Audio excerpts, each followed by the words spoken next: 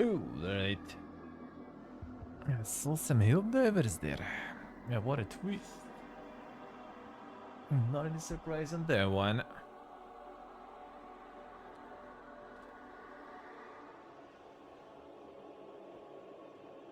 It's good. Alright. So, let's see what is up. Let's see what is up. The Ultra Kill. Pale Beyond already 50% discount them, son. Insane.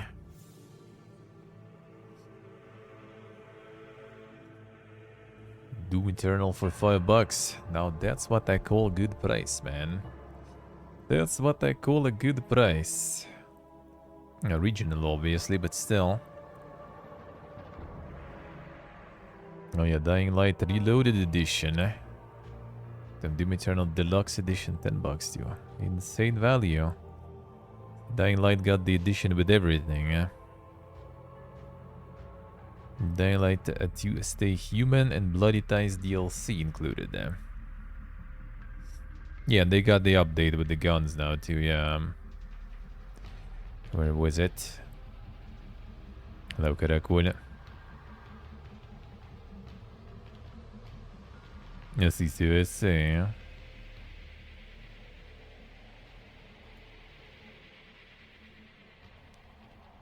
Well, it wasn't a lot of friendly, you know, to it and stuff. Now they decided to go for it. And decided to actually go for it, and even free weekend too. Insane.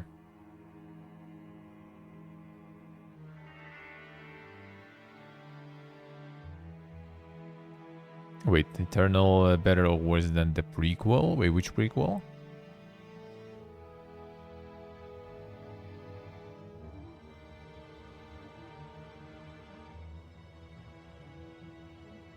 And then Light 1 had the guns?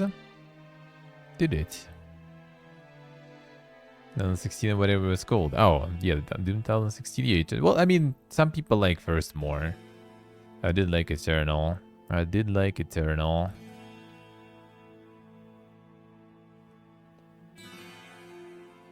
Probably more. Kind of like that more, I think. The weird that they like not really even like mentioning it here though. About the guns and stuff.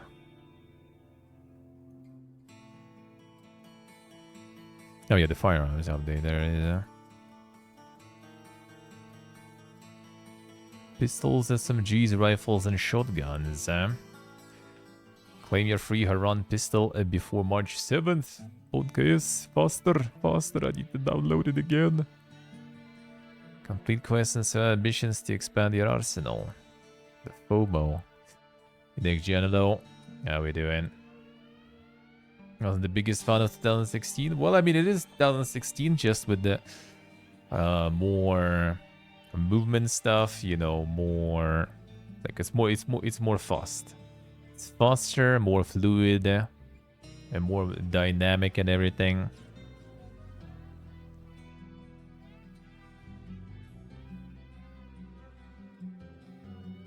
Nocturnal weapons.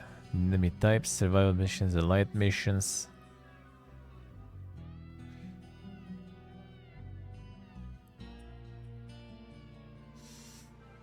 Nice, Sultan, nice. I survived. You survived.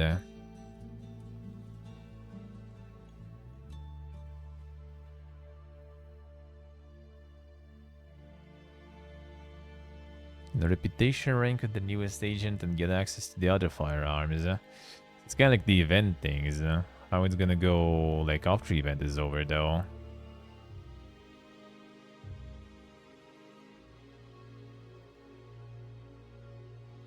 Next 3 weeks you'll get access to 3 additional missions each week. Yeah, so it's like event style basically. How that's gonna go. Okay, pistol before March 7 and then what? It's gonna be a gun. Nice, Sultan, nice. Gonna get some inspirations and stuff. Hey, Sacred.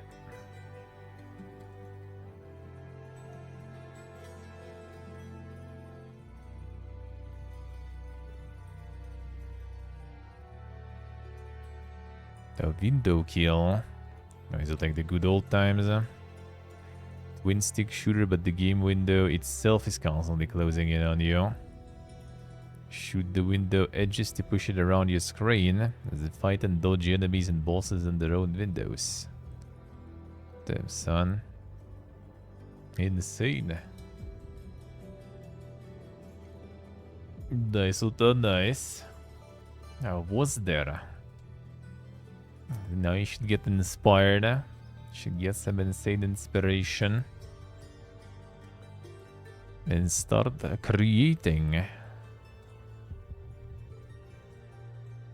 Over Steppers Zone 1. Is the prologue or something? I see. Very positive. I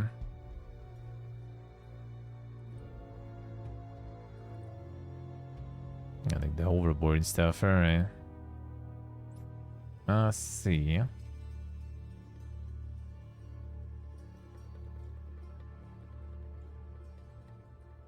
Impressed by their sewage system? Well, I mean, yeah. That stuff should be quite impressive for the time. The Sons of the Forest out now. A recent, very positive. Damn, son. Is it actually released out of early access without people molding their undercoat and stuff? Holy. That's a rare one. That's a rare one nowadays. Garden Life Cozy Simulator. Another one. Yes, from naked, I see. A relaxing gardening. More relaxing gardening. See, that's what you need to make, Ultan. The fucking card games and stuff. It's all about the cozy, man. That's what people want. Get the cozy cards going.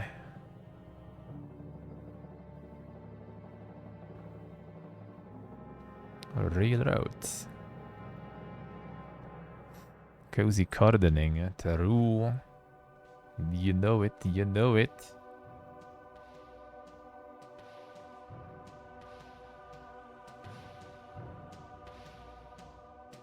Hey Parian, hello.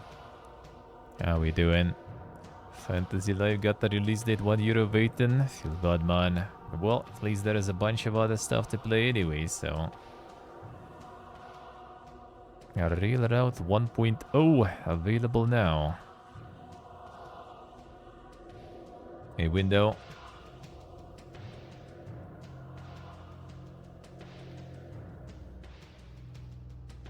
Plan all the metros there. Seems good, eh? One of the many maps based on real-life cities worldwide even. Damn, son. There it is. That seems kinda nice. A Ruined Dog prologue, eh? In hundreds of years of invincibility has become popular to watch live alien hunts, participate in alien hunts, save up money and equipment, and use the various trophies you find to move on to new mobs and defeat more powerful enemies. This is like the prologue? Oh yeah, prologue, literally. Hunt them aliens. Some good reviews for this one.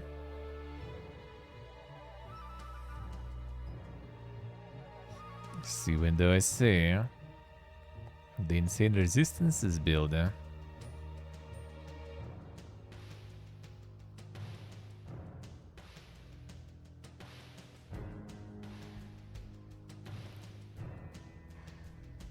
seemed like a lot of action there.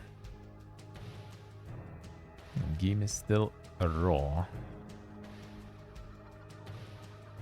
7 resistances to cap, I see. Skill Labyrinth. And China's keep pumping there.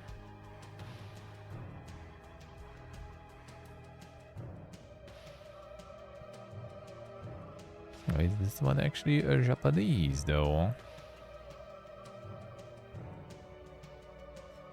The Dink Horror. Oh, it's with a co-op and everything too, I see.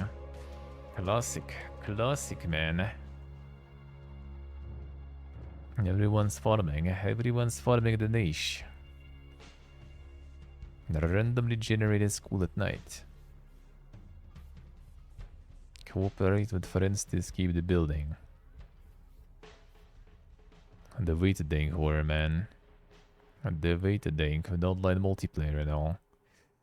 Yeah, Myth of Empire. That was removed from Steam at some point, I remember, right? Now it's back.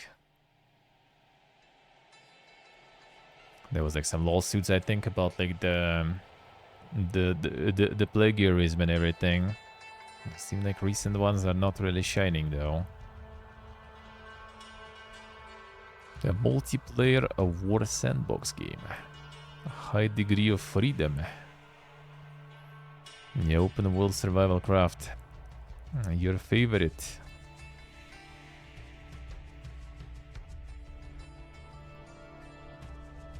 Where's the Molden though?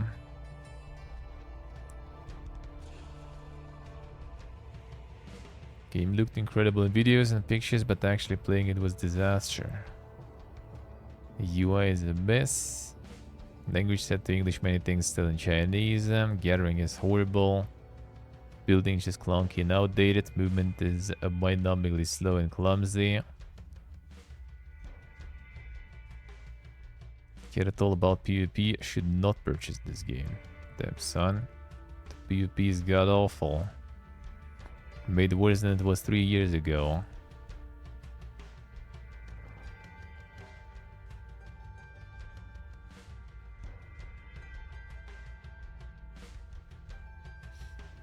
Be awful is the default, yeah, I guess.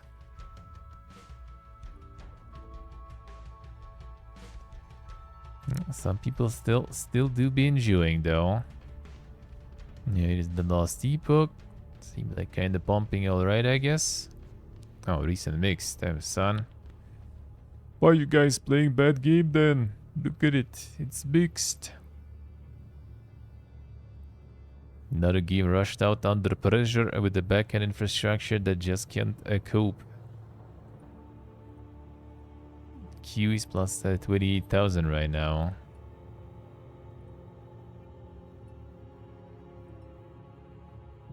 Offline mode is fine then.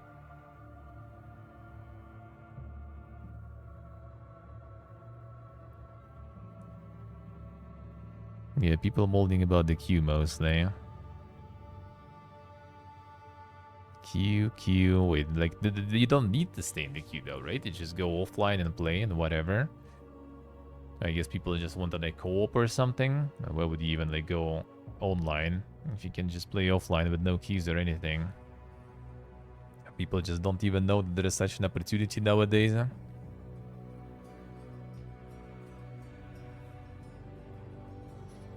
Unplayable online now.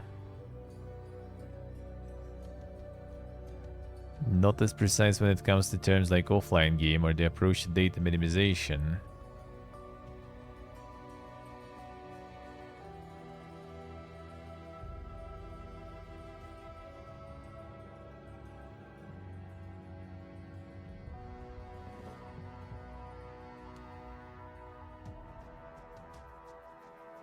Oh yes, just the translation. I was like, what the fuck is written here? Yeah, someone just Google translated or something. True prosecution, true. Oh, bitching how online that doesn't work. Well, I mean, the thing is, like, people bitching because, yeah, they got the product and, you know, it doesn't work.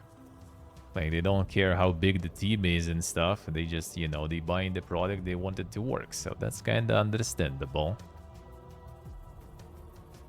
And that, at least, is kind of understandable, huh?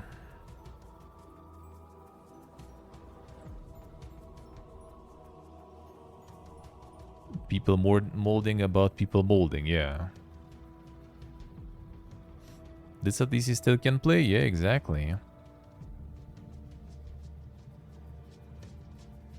I would like refund, Exceptional refund policy with Steam, please. I really want to refund 9 hours gameplay, just an illusion. Damn, son.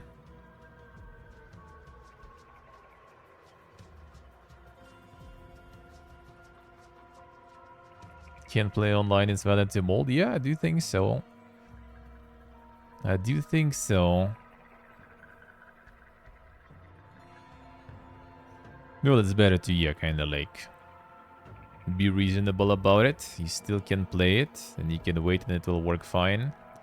Don't need to go and start, you know, like doing the full-on chatting experience. But also, I mean, I guess they paid money. Some people, you know, get mad about that. Another the last Riot Forge game. Also very positive. Like Riot Forge stuff basically all was good. And they still fucking closed it and everything. Like every League spin-off basically went really good, huh? And still closing the studio.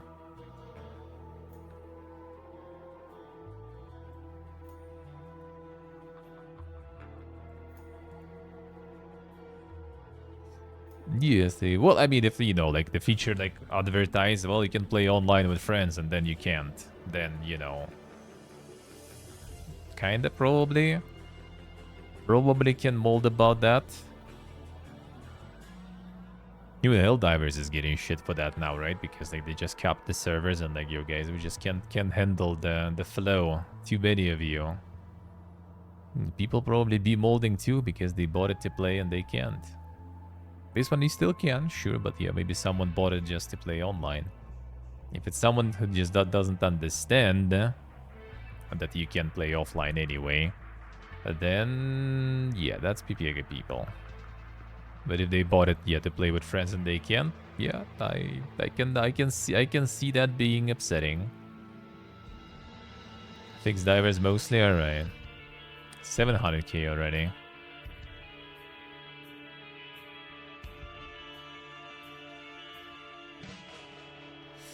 But yeah, it's the same stuff as, like, you know, like with the, as I mentioned, when, like, you know, someone developed the game for like 10 years and stuff, and someone then complains that game is dog shit. Well, if it is dog shit, then no one cares how long you developed it.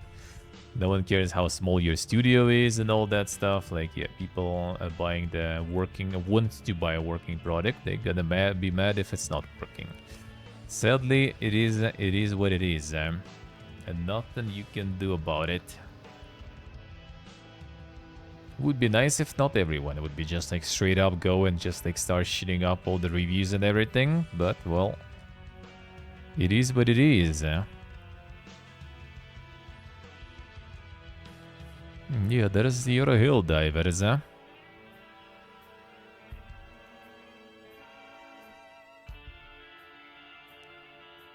Still didn't think that much, even with all the servers kind of missing there. Still didn't think that much.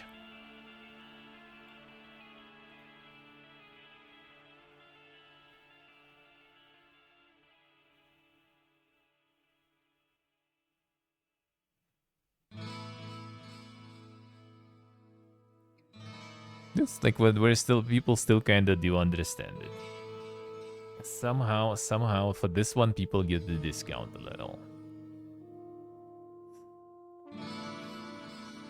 They still be giving this one a discount, I guess, even when it doesn't really work much.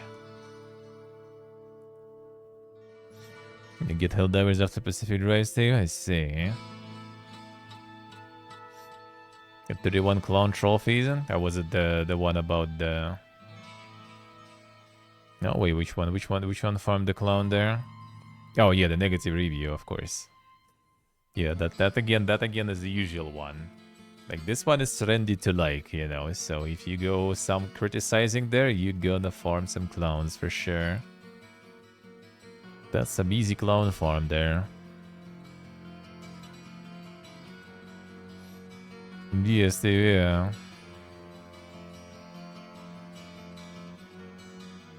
The slowly got in themselves, huh?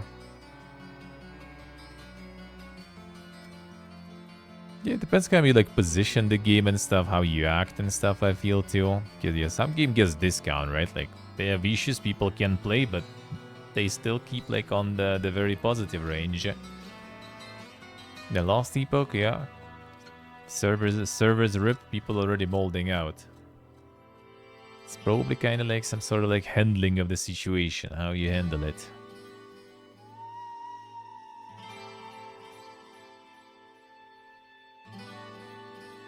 Endorse Helldivers 2 therefore is a shit game. Wait, how so? Why is it a shit game? Because he likes it?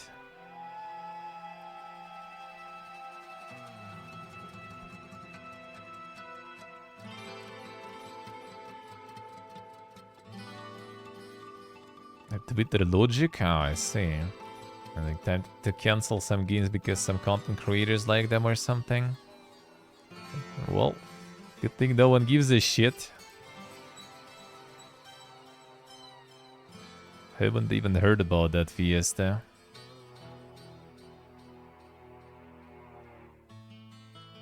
Damn, the new beta continues there. Cats and Seek. It's already different ones there. Cats and Seek, Noobzilla. 100 Robocats. Yeah, that's a different one. Alright, so there is already more people hopping on the trend now. So it's not just the one doing with 100. That's a new one. That's a new one. Fuck is this? Cool stay. A wacky beat 'em up game with a tower defense mechanics. What the fuck? Fists set crazy traps to repel enemies from rushing into your house. Guardian robot defend your body, a Susumu who has been shut in for years. Damn son. The peak gaming, man. The fuck, alright. I sure went ham with this one there.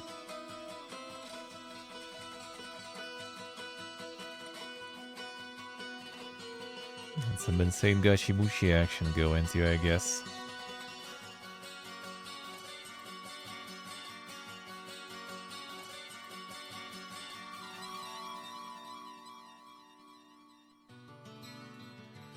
Gyotan.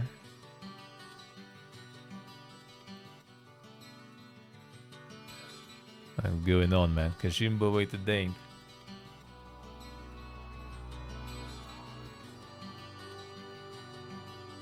Kajimbo way to dink.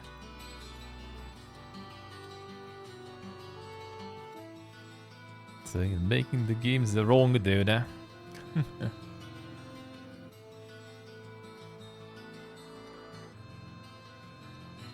Yeah, this is the peak gaming there. 26th of February. And this one just keeps going, dude. No early access. And just pump with the trailers. You don't even need to play it, dude. Just watch it. Gods Against Machines.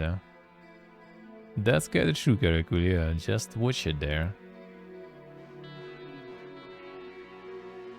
Epic spills, summon minions or buildings, destroy the enemy before they conquer your home, and this action roguelite shoot 'em up game.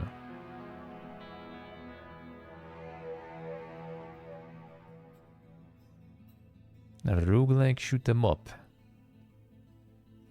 See what I say. You just need the right degrees of dankness going, you know. I think anyone can do it. If you are dank enough, you can express yourself in that way too. But not everyone is that dank though, I guess.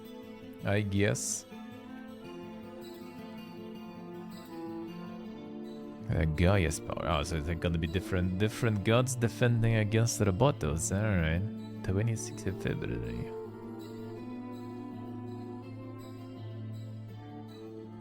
Interesting. Yeah, more cats.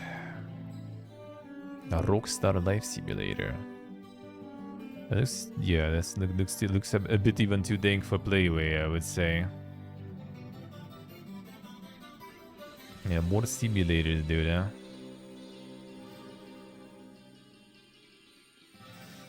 Popular upcoming, don't see your game.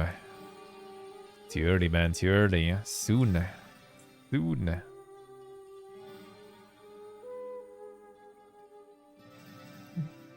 Yeah, that's totally the Rockstar Life Simulator and they just take a leak on random people and all too.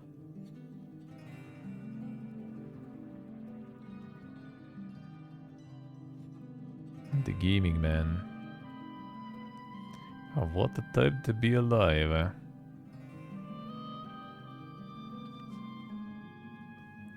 Okay, with 5K wishlist didn't appear on popular upcoming. Could be like sometimes maybe like some like crowded seasons sorta, I guess.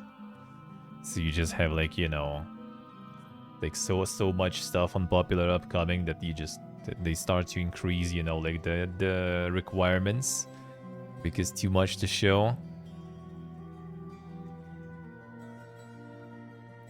William and Sly. Cozy open world 3D adventure. Popular William and Sly flash game. The wild mountain landscape. As a fox in search of mushrooms. Damn, son. Entangle magical machinations of a dark enchantress. Insane. 15 new songs, over 10 hours of gameplay. Insane. Time to port more flash games. That seems quite dang for the flash game though. I guess as a flash game it was a little different. Primitive Society Simulator then. From the Rockstar Simulator to Primitive Society. Insane. Leader of an ancient tribe, eh? It's not the one I played the demo of, or... Probably not, but there was like already like a multiple Primitive Society ones that I played, eh? Actually, maybe I did.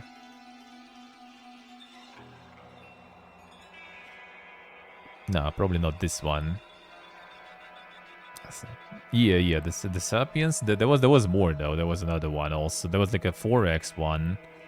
There was a simulator one. And I think there was another one. I don't remember exactly the name. So yeah, there was like a bunch already at this point.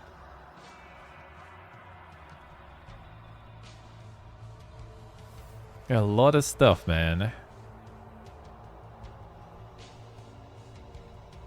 It's early access though. Not that big. Builders of Greece. Dude, there's like Builders of Rome, Builders of Egypt, Builders of Greece. Welcome to Playway.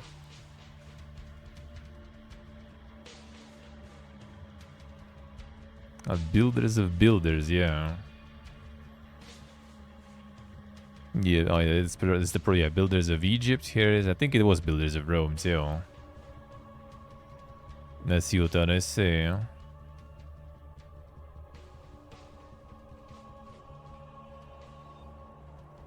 Dawn of Mon, yeah, Dawn of Mon also. The Builders of the Little Club 2 blocks down. Look like those dog shit mobile game mods. Nah, these look kinda alright. These are okay. These are okay, but yeah, you just saw and played one. You probably played them all. It's just like different, yeah. Like oh, it's not Rome, it's Greece now. Oh damn, son, yeah, that's gonna be totally very different. Outside of like the models of buildings, I guess. All the mechanics probably are more or less the same. Or like the Egypt. Oh, now it's in desert, dude, and stuff. There we go. There you go. This one is also coming soon, by the way, so it's not even out yet either. They only found prologues for all of those, huh? Strategy Labs. I think it was Builders of Rome too. Oh, it's just like redirects to Playway, yeah. Good luck digging through that, dude, huh? Good luck digging through their list.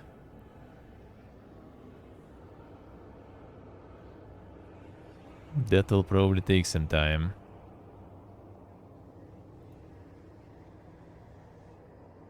Terror at Oakhart.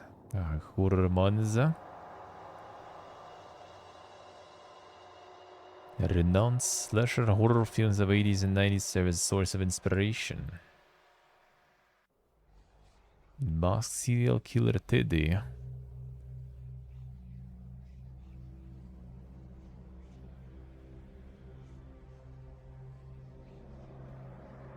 Come to the Corpo publisher.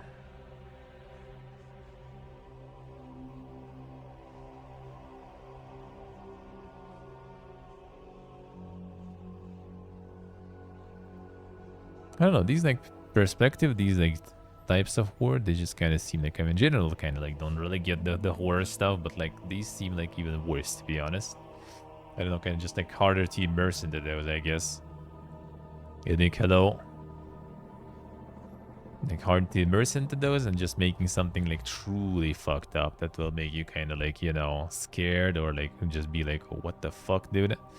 Like that kind of is hard nowadays. Well, at least for me, like already like played so much shit that you become kind of desensitized to a lot of things. So like it's kind of hard. So like, sometimes they just like show some like of this like monsters or like the main things you're escaping in those games, and it just kind of like instantly ruins it. Like it literally was better when they didn't show anything.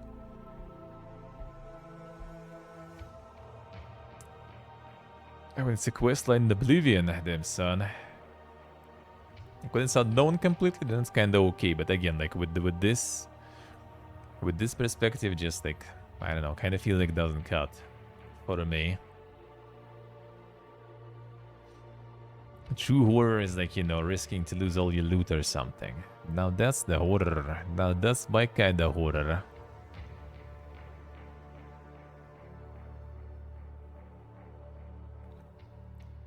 Oh yeah, how'd this going? This shit. Mixed.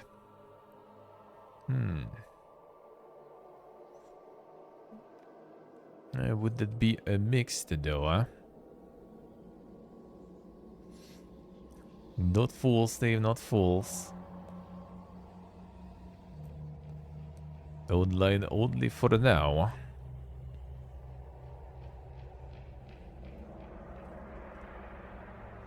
Network errors. Get disconnected for inactivity. And disconnected while you're checking the glossary, I see, or the codex. Combat dull. Crafting only redeeming aspect of this game, alright.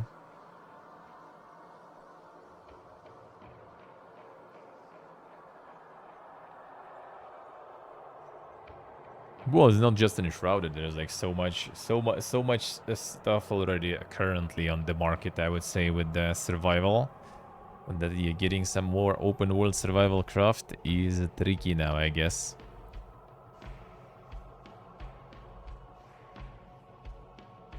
Can be not false, Quack, not false. But sometimes you also just kind of want to grind stuff. And then there's too much to grind. At least I kind of like found like in Skull and Bones for now how to farm somewhat effectively. So it's gonna be less of a fiesta. Otherwise it just takes a lot of time. Farming some of the goodies there. In all the games you play.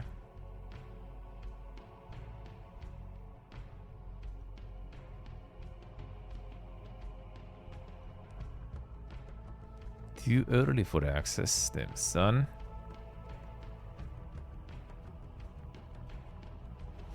Chill farm and look at nice ways, I see.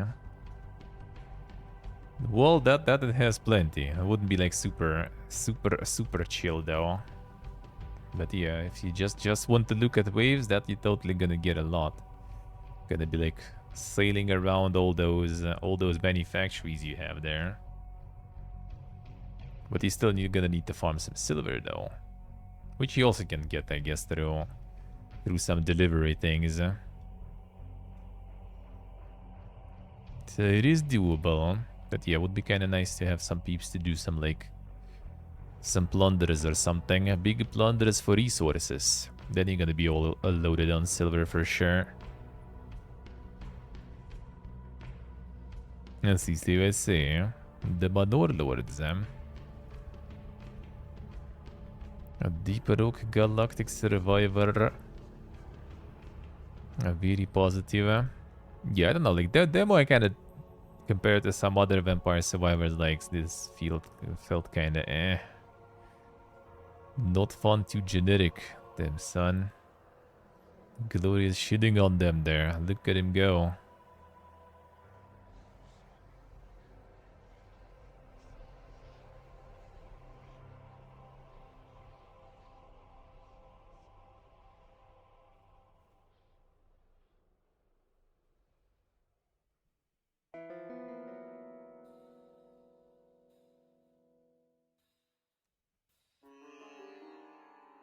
But yeah, this one I kind of like. Demo wasn't exactly my jam.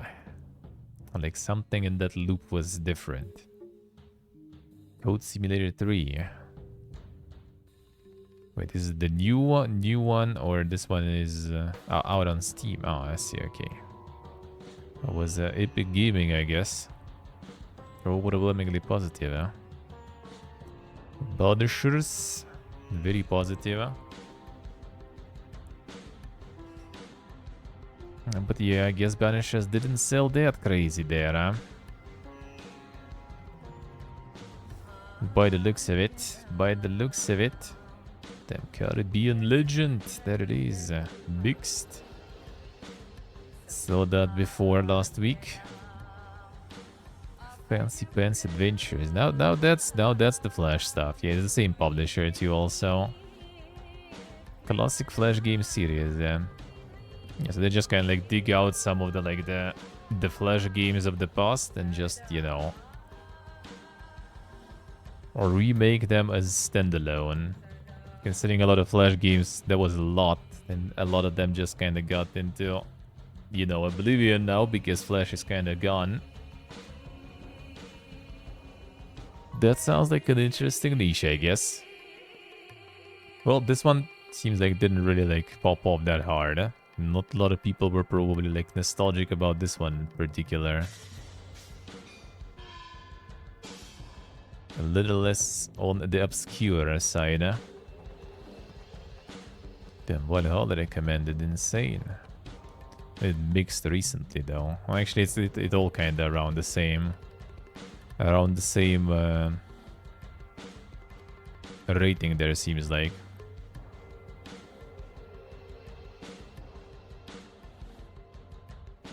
Regret by Ubisoft game. Surprised how long this game is. Too bad they forgot to make it fun. Damn son. Blended Born. Pacific Drive, yeah, we'll check it. Strange it's not showing actually there in popular stuff. Actually, whatever. What else gonna be? What else we gonna see in the Assassin's Creed reviews anyway?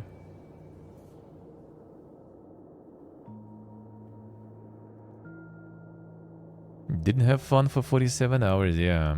Very positive. When people are not happy about this one then. 80% since kinda... Oh, refunded due to save system. Yeah, there it is.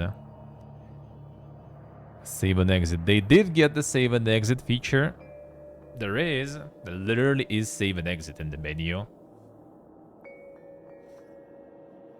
You know, this demo stable 144 FPS, release 50 FPS, same settings. I didn't notice that issue though. Even though, like, kinda, I think it's the same. It's not worse. It's not better. It's the same performance. It was kind of okay. Actually, maybe a bit better. So performance, I'm not sure why. I think it could be also some settings for people. But the save system, I guess, considering the run might take a while, I could see that being an issue. Hey, Onyx. Oh yeah, who was saying that people gonna be bolding about the flags in the game? There it is. There he is. Negative. To play this game, I have to buy into these brain-dead ideologies, really? Damn, son. Make it appear somewhat late in the game, so I can't refund right now. Damn, got baited. Got baited, man. Piega, dude. Piega.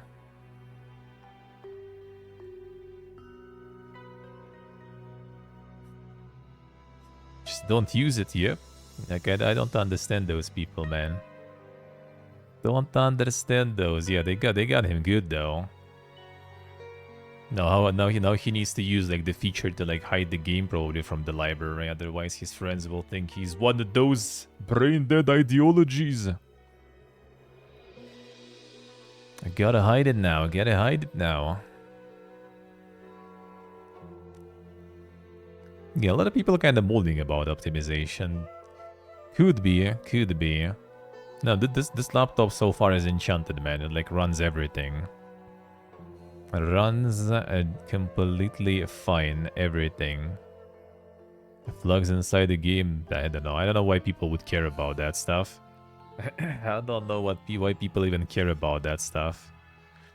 It's like, you're not forced to use it. Like, that's it. They're there.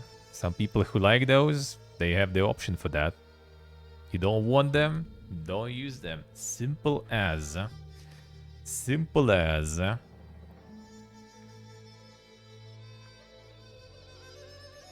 PS5 runs phenomenal and looks incredible. Yeah, I mean, I don't know. For me, it runs pretty fine. The Giga Drill runs on 970, I think, or something, right? I think you mentioned. So, like, I think that, like, considering there is an option also to run on, like, DirectX 11 or something, I would recommend trying some of that. Might be better performance. I haven't tried myself, actually, because, I mean, DirectX 12 runs fine for me, so I didn't try.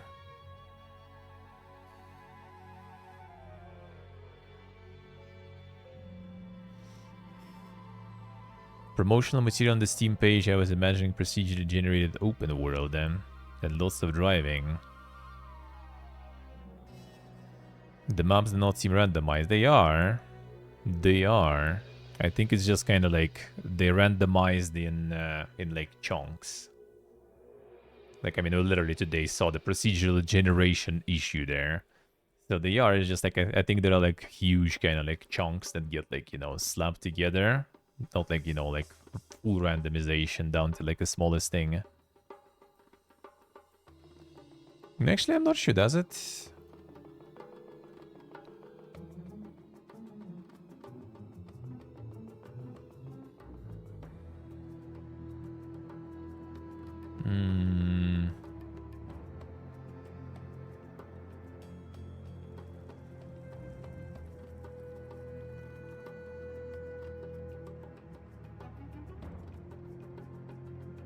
I mean, it doesn't put like the actual. Well, I guess here kinda, yeah. Check them up, pack some gear for the trip, hit the road, eh?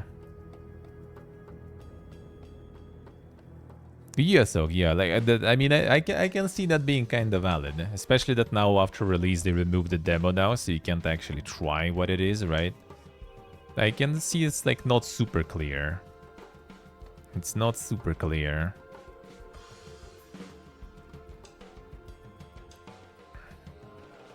Yes, these two, I see.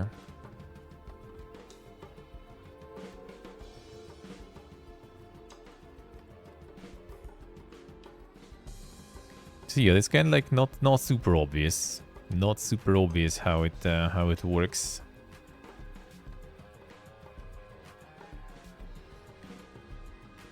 Now make it back safely. Every time you venture out, new trials await. There should be like a little, like more like, I think in general with many games there should be like way more like some like sometimes they try to kind of like, you know, you use this like language and stuff, right? Like to not sound too direct, but I think sometimes you kind of just need to be direct, you know. Like, yeah, this is the road. Like they can instead of all this like beautiful description, just like, you know, like fucking a roguelike exploration, you know, survival on a car. And then already put like some beautiful, you know, explanation of what it is in the literature language.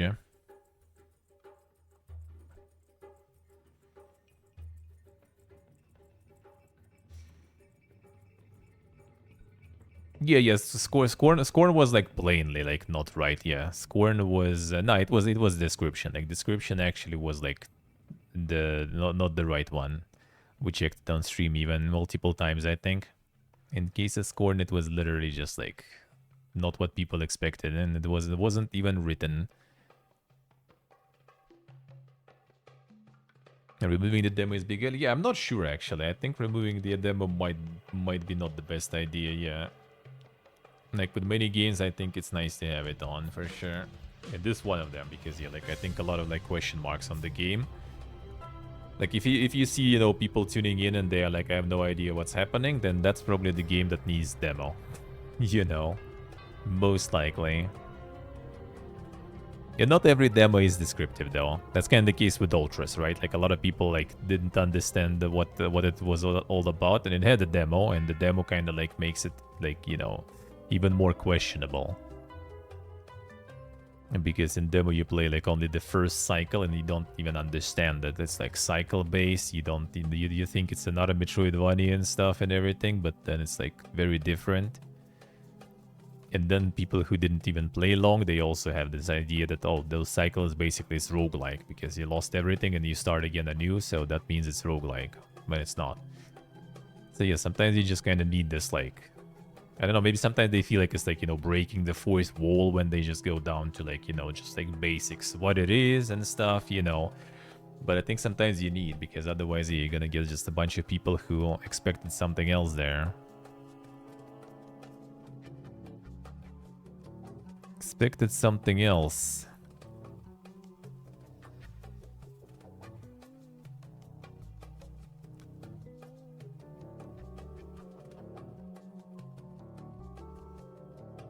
No, technical limitation they won't be revisiting. Saves they're not gonna be bringing, unless maybe some like motors or something. Saving and quit mid-run. People have lives. There it is. No save.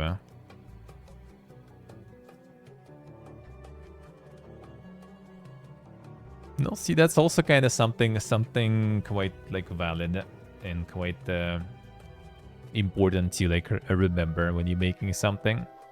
If it's like roguelike or something like that, and you have like very long runs, it might be a problem like that.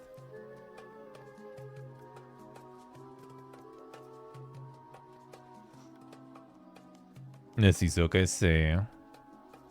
Yeah, that's the thing. It's like it changes what it is so many times that like people get the like super question mark.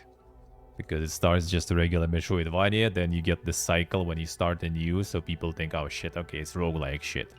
And then you get to that part, and it's like completely different thing. The thing is like you don't need gardening part. Gardening part is like if you want to go for like completionism, or if you want to go for the good ending, then you can just go smork stuff, kill shit and everything, fight bosses, and just finish the game, and it will be probably like 10-15 hours, and it will be purely a Metroidvania experience. Well, with like a little bit of this like losing your abilities, right, and stuff, that's still gonna happen, no? And then it also kind of partially, I guess, gonna be the challenge, more challenging though, because you're gonna have like, since you're not gardening, you're gonna have less resources to upgrade you, so you're not gonna have like, you know, regen and stuff. Then you will need to rely on the parts of the animals you kill, so you will need to actually kill them, right, to get those parts to heal and to get those parts to upgrade yourself. So it actually kind of, if you think about it, it's quite like balanced in that way. Now you can go full peaceful route with gardening and just, you know, eat those berries for upgrades and reach the parts that will unlock you, like those saving things that prevent your abilities from resetting. Or you can just like go smork, kill shit, kill everything, and get the parts, use the parts as healing as an upgrading, and yeah, like play it as regular Metroidvania, no problems. No problems.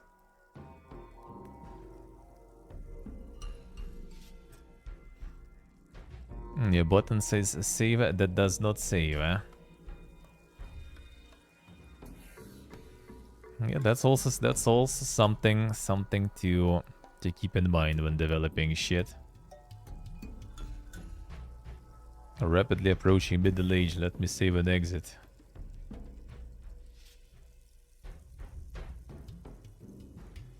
Yeah, that actually kind of like, I don't know, that wouldn't really like ruin anything in terms of like the concept, wouldn't really make it worse or something if you could just, you know, like quit, you know, even on the map, you just quit and then you return back there again. Like, what would be the problem with that? Well, I mean, I understand with the, you know, like coding limitations. I understand if that's the case, if it's purely technical, but like, I don't know why.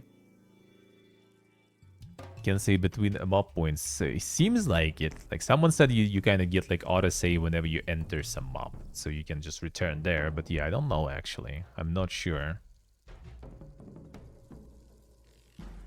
Let us manual save. Can a brother get an exit save feature? Product refunded. Multiple emissions to save.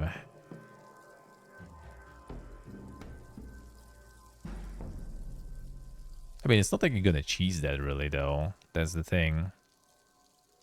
Well, I guess, yeah, you can, like save, you know, back up the save. But, like, yeah, if someone wants to deal with that, those people can just use cheats or something anyway, you know, who cares?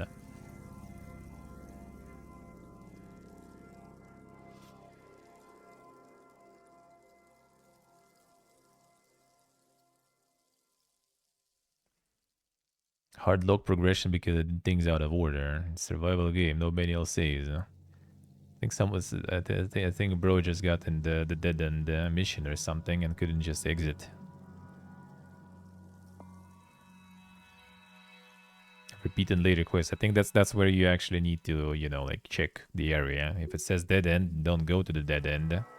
Because I think it even says like with the red letters, you know, it's dead end. Don't go here. But I guess you can still, for some reason.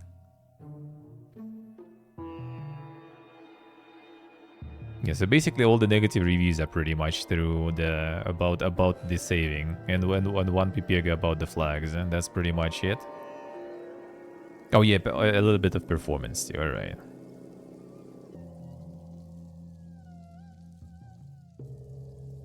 That shit, man, that sucks. Like the actual gameplay, like no one is complaining about even. Everyone's happy with that. Feels bad. Well, I mean, it's still doing good though, so despite all that, still doing good. Damn, 23 hours already. Nice. Nice.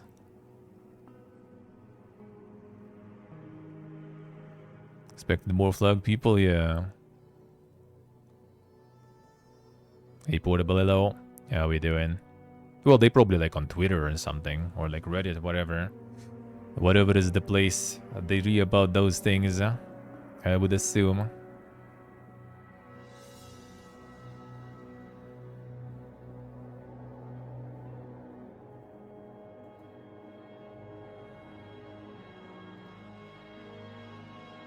Gardens of Insight, alright.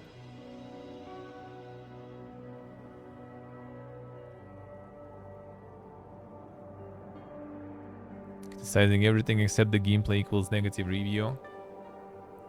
No, I mean, that makes sense to me, because, like, yeah, it's literally for some people just unplayable then. Like, if the run takes few hours or something and you just can't save, then yeah, like, some people just don't have that time. It's, like, literally unplayable game for them. Like, the longer you play, the longer the runs become. You either need to kind of, like, you know, speedrunning it, sorta, to try to, like, you know, do those long runs as fast as possible until you can save, or yeah, or you just like don't even progress. I mean, I don't know, like, about basic feature. I think, like, at least, yeah, some, like, between mobs there should be save for sure. Like, I guess they have some, like, technical issue that prevents, no, not issue, but technical limitations that prevents them from making it that way, which, I mean, kind of weird. Like, if it's just technical, I don't know why they wouldn't, like, try to make it happen before when developing the game. So I guess it was still kind of conceptual idea, the design idea, decision to make no save, and then they kind of built everything around it, and probably then it was, like, too late to try to fix it. Yeah, it seems like it's sacred. Someone said today in chat that you kind of get, like, autosave when you enter the new, like, map, new area, you autosave, but I'm not sure actually. Like, I always, like, quit when I was in the garage. But yeah, if you, like, return to garage all the time no matter what, that kind of sucks. Which actually, like, I don't even know. Probably not. Because otherwise you would be able to, like, farm some up and then just, you know, save and exit and return to garage with loot. So I assume that they also make not possible or something. So yeah, that's kind of like... Not that, like, when you have, like, some sort of quick runs, right? That's fine. If it's, like, some quick roguelike, when you just kind of, like... go through it and like binge it basically, and then still I think you kind of need to have some sort of like a way to just like, you know, quit and return at any moment, especially nowadays in all the games. I feel that is quite important. Like people need those features now.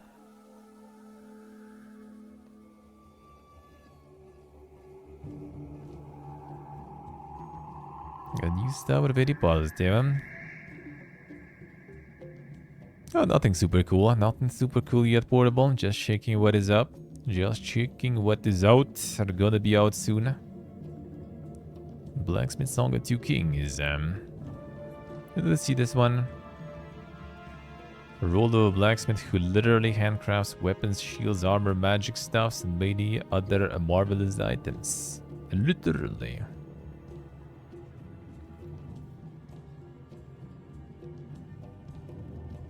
And one is chill. Let's see. Ah, so you actually kind of get all the... to design all the weapons and stuff too, alright.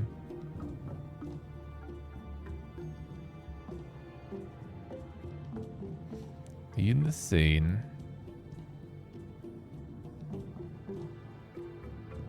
And then for that knowledge, I say, pretty cool demo. Feels good, feels good. And the management bit, alright.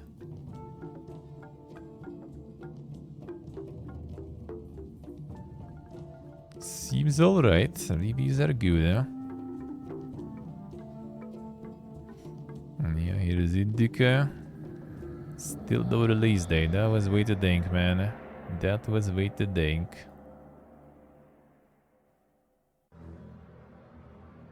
I don't also had the demo there. I remember seeing it. What is it? Jewel of Faramore.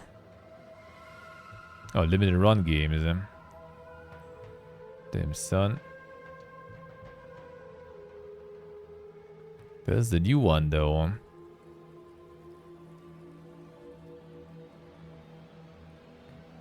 They go for like that insane dank style of this. Oh no, it's actually with also the gameplay and stuff too.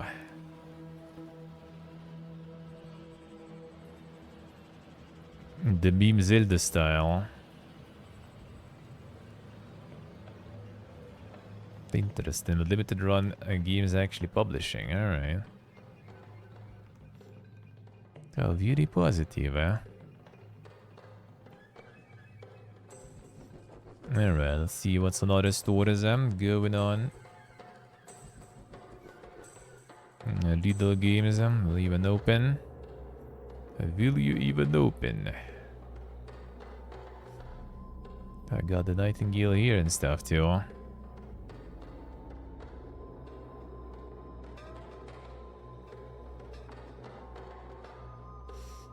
The Lamplighter is legal already for 40% off. Son, they still trying to pump something out of it. Yeah, the Super Meat Boy Forever for free. See.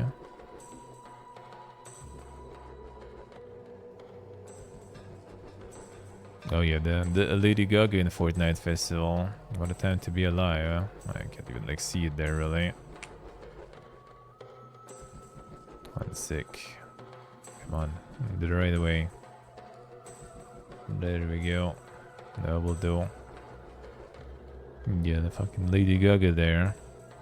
After asking what Fortnite is, she knows Fortnite is, but I think she actually like they used her tweet or something from memes there from like 2019. She was asking what's Fortnite, and now she like corrected herself or something.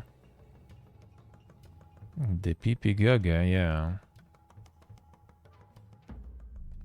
I guess now she knows.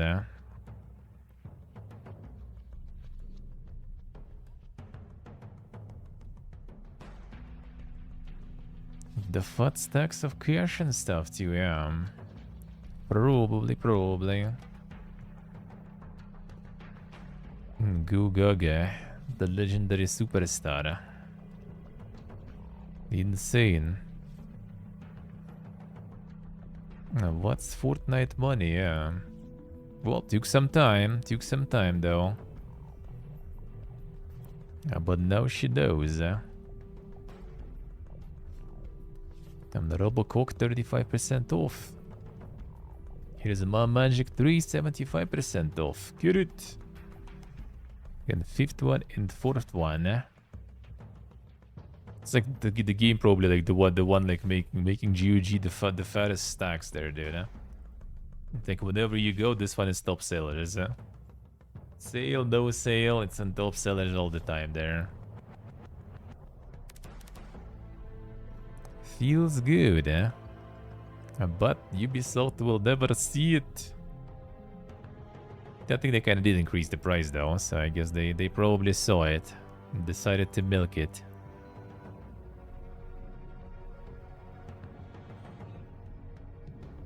I love you guys.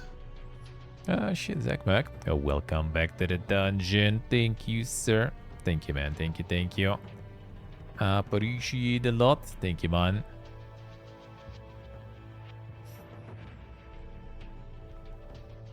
How are you doing, Zach Mac? How's life?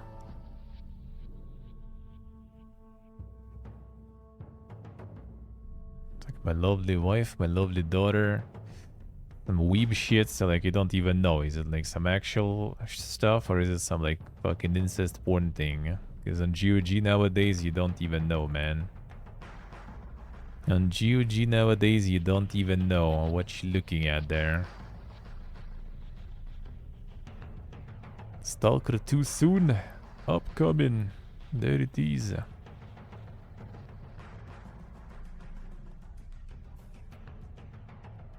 And GOG keeps you guessing there, yeah.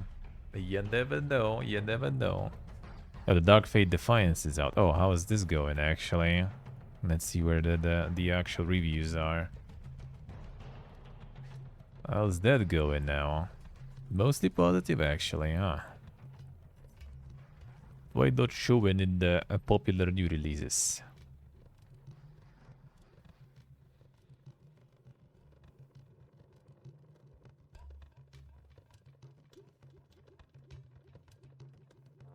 Good multiplayer skirmish game. Company of Heroes and the Men of War. Waiting for optimization patch. Damn, son. Already. Optimization really killing it. All the time to be alive, man. Even like RTS requires optimization and stuff.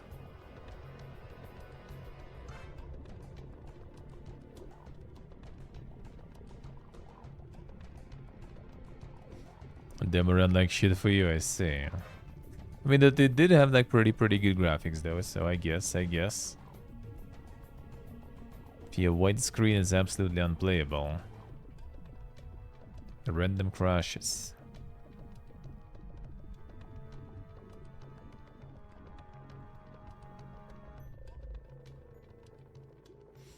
And make the great base building. I do not like this trend also with RTS. Like everyone is trying to go for this like company of heroes, whatever squad based stuff, you know, point control shit. Like, dude, why? Like who told them that that's like, you know, what's good and trendy now? Everyone is trying to do that shit.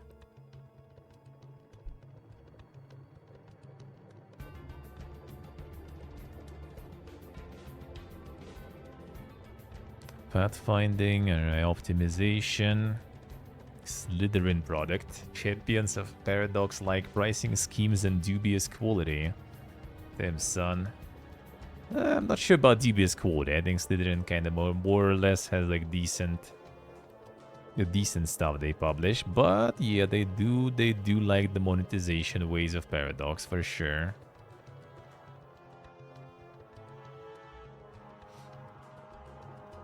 Yeah, Age of Empires 4, I would say is a good. Well, I mean, what is the good example of like the squad one that did good? That's the thing. Like Company of Heroes 3, everyone was shitting on that one. Band of War, I think, is kind of like more kind of niche stuff, right? Like the Warhammer one just like flopped completely, I think. What else do we even have that is like, you know, squad-based RTS that is like giga successful or something? The one with like the mecha in the World War One style, that one also I think kind of was pretty bad. And Dawn of War 1, well, Dawn of War 1 is, yeah, the base building. And again, even like Dawn of War 3 still was Iron Harvest, yeah. Like Dawn of War 2 was squad 1 and people still like first one more. And 3 was like god knows what. Probably also squad 1, I assume, with no base building. So that also flopped. So like if anything, like all the squad stuff just did kind of flop more or less, or it's like very niche. Like the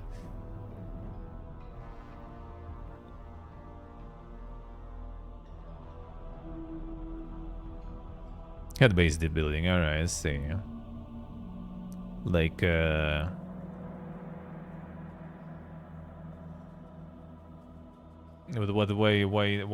Limon know about Age of Empires 4? I think Age of Empires 4 did good.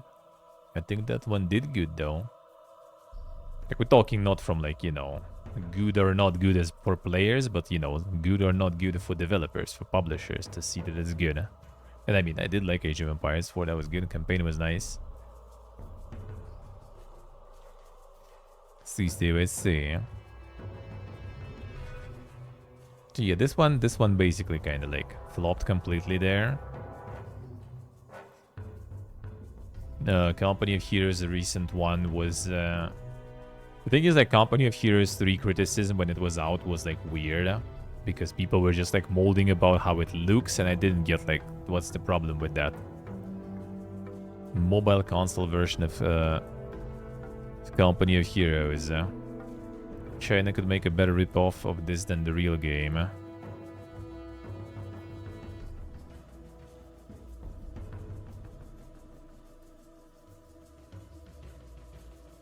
Leading you addicted to the disc, alright.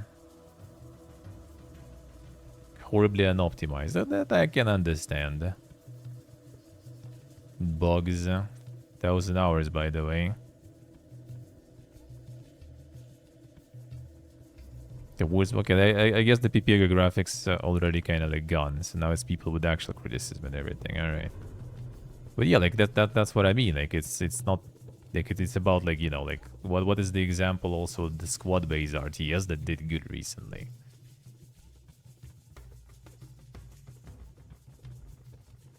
This one was the recent one? Or was there another one? No, that's the old one. Oh, they're not showing. There is one also, is it the third one or something?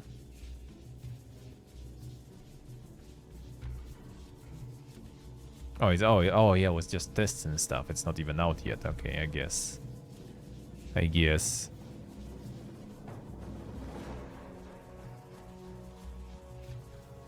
The red one, Rottenreich. Well, that one was just the demo for now. Oh yeah, the Starship Troopers I think was kind of okay. But I think Terran Command I think it was, right?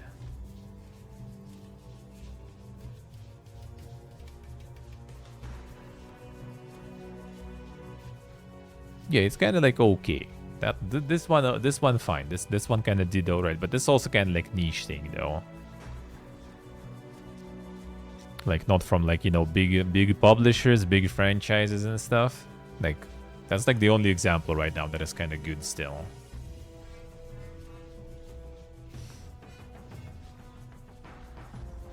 A recent RTS with fighting demons. I mean, not sure, probably. RTS genre is dead. Well, yeah, that's why the StarCraft developers just like farmed fucking Kickstarter in hours, basically. Yeah, Stormgate, I guess. Yeah, Stormgate farmed fucking Kickstarter in hours. Totally dead genre there.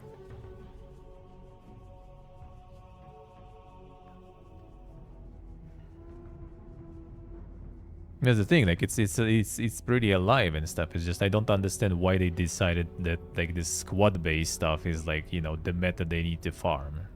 And everyone is trying to make their own squad game. This was a squad-based one.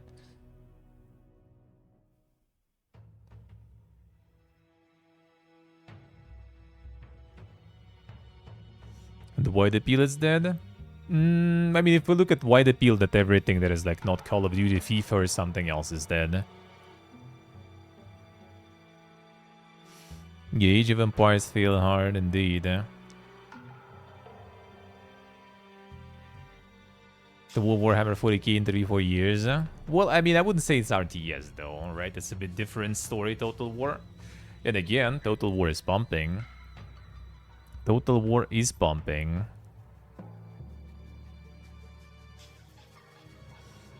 So yeah, I really don't think it's like some of the boomer stuff or something. I think RTS, like there's like a shitload of strategies really. RTS or not, it's just, yeah, as I said, like why? Like even this, like for example, like there you go, like that's a lot of people really playing this one. There's a lot of people, to mention, yeah, like some of the classics and stuff. Like wide appeal, yeah. Maybe.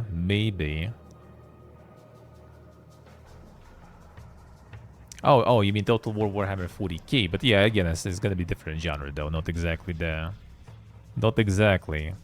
Like all they needed to do with like Age of Sigmar, they needed to do like Dawn of War, but like, you know, fine. You want to do like Warhammer, you know, fantasy, fine, but still do it like Dawn of War. Like, why did they go like with this like fucking garbage squad system? I don't know.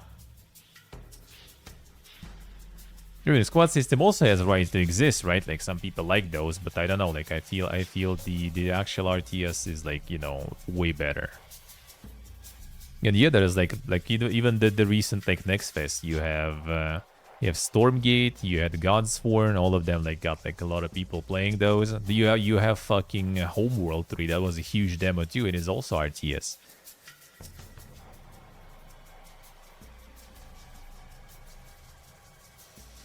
A video game version of the tabletop minigame? I think there is already something like that.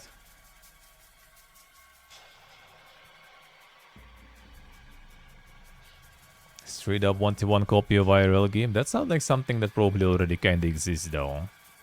And when you just like, maybe not exactly with figurines, but still kinda real units, but they act as, you know, as figurines anyway. There are those. There is actually one, I think, in Fantasy Battles too. No, not the tabletop. Like, no man, I don't remember. Like, there are so many Warhammer games that I'm not gonna find that one. But there are quite a few actually where you basically it's just instead of like the, you know, still figurine, it has units, but they still act as figurines and play just as the game. There's plenty of those for Warhammer. There's plenty of those already. Yeah, the Blood Bowl technically is the same, and Blood Bowl is also one of the versions of Warhammer that is tabletop, and the game is pretty much that.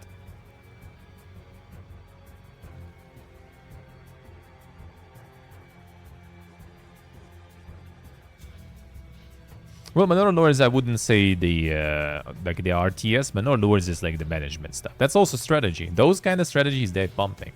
Like every Next Fest, like some of the simulators and stuff, they already removed probably, right? The Next Fest, like the best Next Fest results.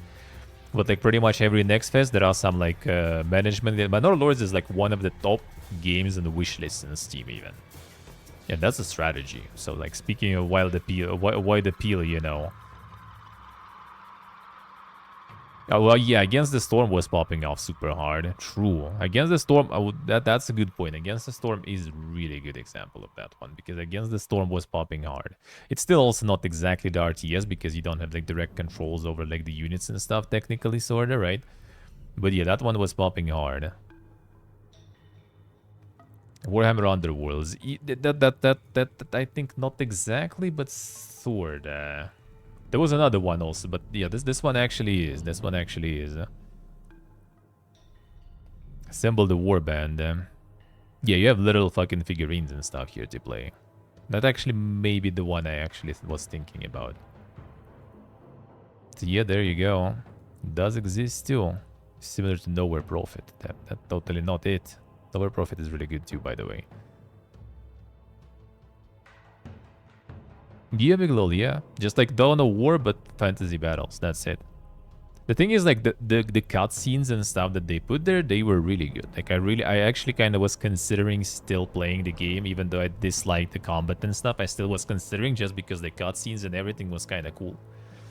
Like, the production value and everything was there. Like, it felt like it was interesting to play, but like then the gameplay was like killing it so much that I in the end just didn't get it. Like, whatever.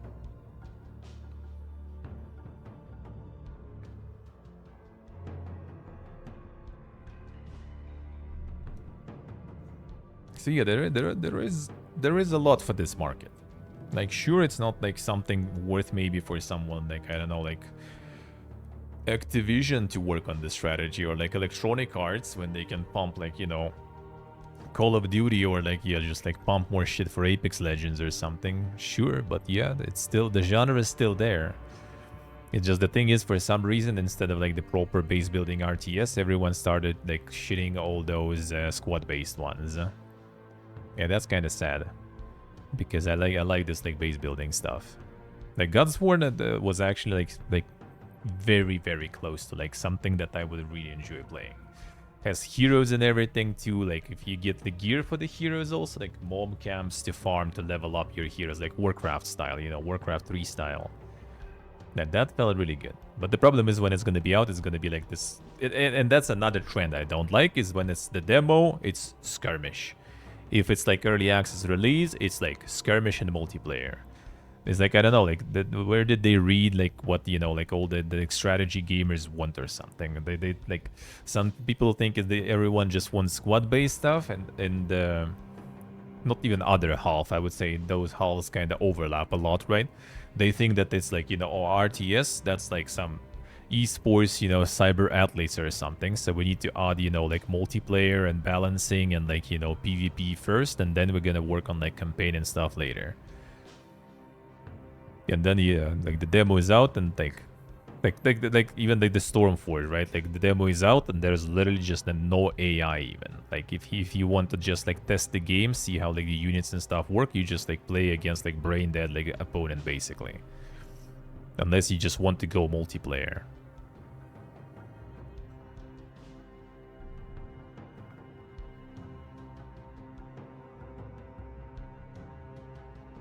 A campaign ends abruptly in the Age of Sigmar. I see. Yep, I doubt that's gonna be the rest of the story, considering what happened with the game. A match is longer than 10 minutes. So yeah, I don't know, like, is there some sort of like guidebook or something for developers, like what kind of strategies people want? It's like literally Godsworn, skirmish. Stormforge, skirmish. And Gunsworn will be out soon, and they're gonna have only skirmish, I think, also at the start. If it would be proper campaign, I probably would be on it. Like, demo felt really good. 28th of March, yeah. But the only kind of like what I didn't really like is that a lot of like units overlap in different factions. So you have like unique heroes, you have some unique units, but most of the units kind of the same. So it's kind of like Age of Empires style, you know.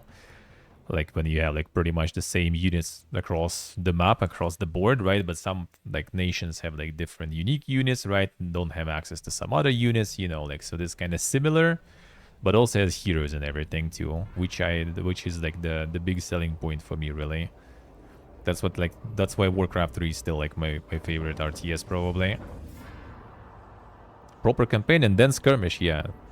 If you want to, then skirmish after. If you like the campaign, like how game plays, then you're already gonna go and, you know, play multiplayer and stuff, right? If you really enjoyed it. Not kind of other way around. You play multiplayer and then you go play campaign. Like, not really.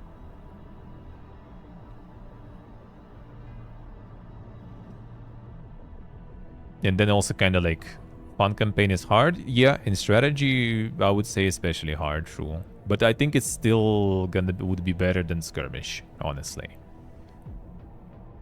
And the thing is, like, making something like focused on the skirmish, it's kind of like why, you know, like hoping that people will naturally just like start playing, and, you know, it will be like, then you will need to like balance and make everything is like so, you know, competitive compatible as possible.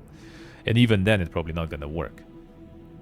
Because whenever like they try to kind of like specifically make something into like some sort of esports, not naturally, it just barely ever works.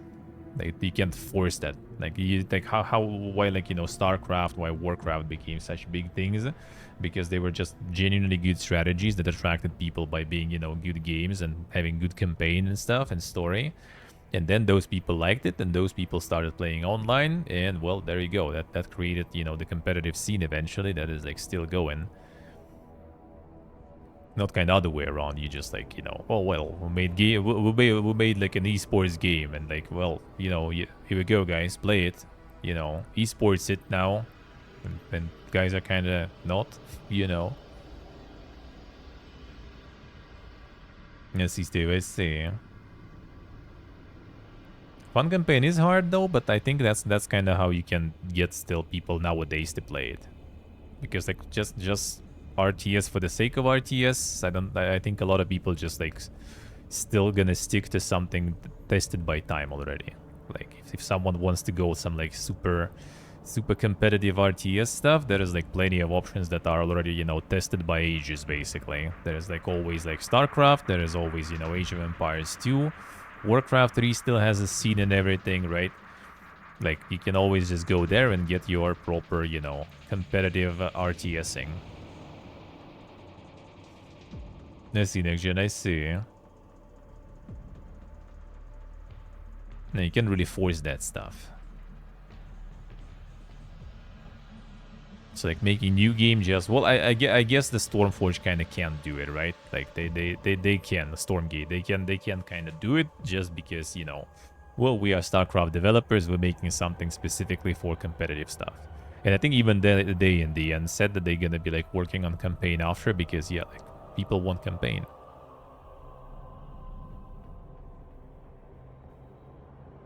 Like I see like some like customized missions.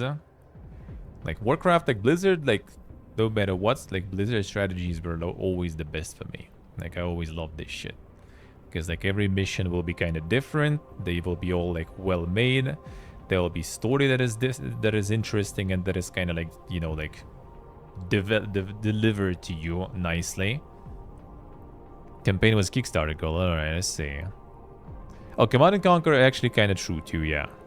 Even Command and Conquer missions, I did like a lot too. Yeah. That I can agree. Yeah, absolutely.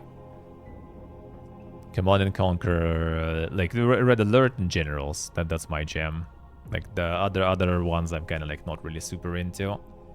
Red Alert and Generals, yeah, I do agree with that too. They don't even need like some crazy story. Like in Generals, for example, I kind of don't really give a shit about story. I don't even remember what it was about, really. Just some other conflicts between those factions. Red Alert story is dang, but I also don't really give a shit about it, to be honest. But the missions were nice, though. Like every mission kind of brings something like interesting to it that is kind of memorable and kind of nice.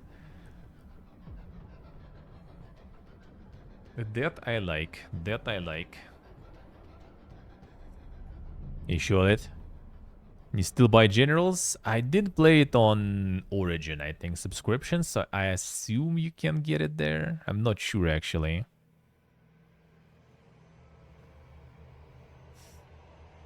Yeah, the story is dang there, but that's the thing. Like, I liked the gameplay so much, like that the story kind of just like boiled down to me to like the meme cutscenes basically, yeah, with real actors, which also was cool though.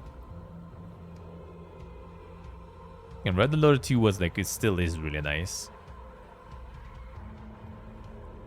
Like the Tiberian Sun, all that branch of Command and Conquer I never really got into. But like Red Alert 2 and 3 was also kind of okay. I like that too. And Generals is like maybe even like, they're kind of hard to pick, to be honest. And Generals was just kind of like, I don't know, Generals actually kind of is cool for like GLA and everything. Like GLA was such a cool faction to play. GLA was very nice. Nowadays, no one's gonna like make something like that for sure.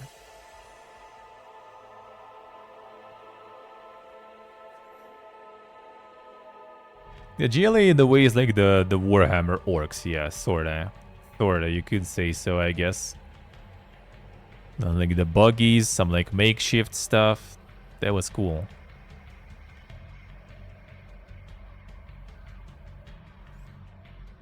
See, sure, let's see.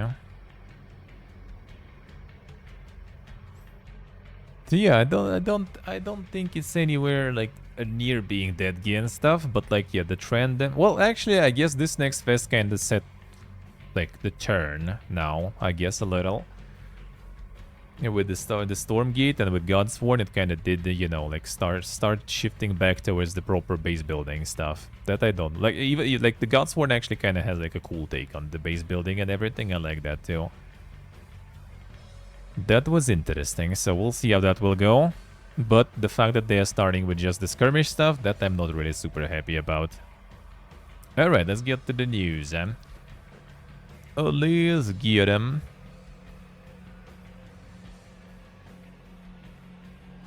What do we have there going on?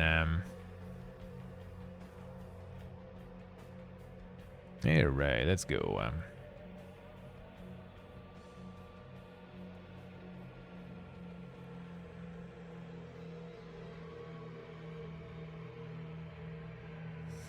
Gearbox is reviving an underrated MOBA hero shooter in a gigantic Rampage edition.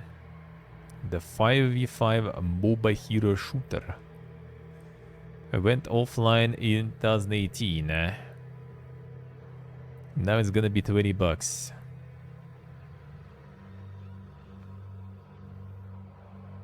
The lore behind Shroud Big Bite, I think it's just basically like there was this moment when like the Pogish was replaced by a bunch of like different other things. And that was, I think, one of them.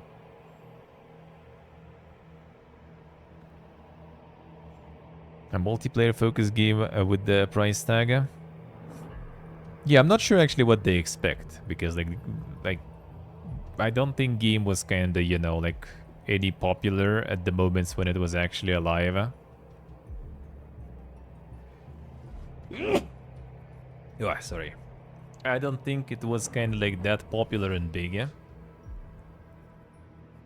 So what they expect, I actually have no idea. Thank you, thank you.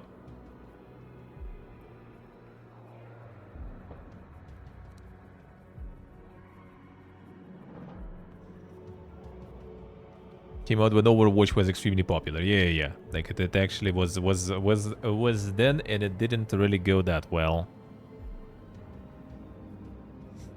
Hey, Penshopy. Let's see. So they kind of hope to get the glorious days back and everything with it. Yeah, I'm not sure really. I'm not sure. I guess they kind of just like maybe decided to, you know, like, we have it laying around anyway, right? Why not try to, like, you know, do another run, just maybe farm a little bit of those extra 20s or something.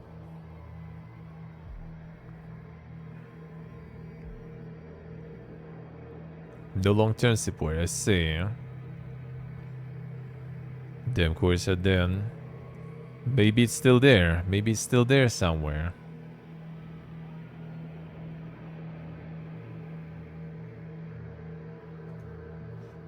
Well, yeah, this we saw live, so I'm not gonna be rewatching it, but yeah. The Elden Ring DLC in June. 21st of June. So From Software decided to release on some dead time. To not ruin it for anyone. Or something. And yeah, $40. $40. Oh, you got it for 28 already, Soak? Damn, son. Already got it even. Insane. Yeah, $40 for DLC is oof, man. $40 for DLC is probably our new reality, sadly. And gonna be like Diablo 4 rolling in with like $50 probably for the next expansion for one character or something. Like, man, what a time to be alive. Huh? Mid-Eater journey, Mid-Eater. Still haven't. Imagine all the games you can get for 40. Yep. Can get Pacific Drive, man, for example. And that would be beautiful. Care about the Ring TBH? I mean, I will play it eventually, but yeah, I wouldn't say like right now I kind of care about it much. Ah, I see, Jordy, I see. That's what I should probably do back then, to be honest, because we had like one of the main reasons I haven't bought it and not buying it still yet and not planning yet to play is that they had one price in our region. And then Miyazaki, I guess, decided to change that price. So, like, you could buy it for one price, like my friends did, for example. And now it's different price. And I'm like, well, now that I know the real price before, I ain't buying that shit, dude.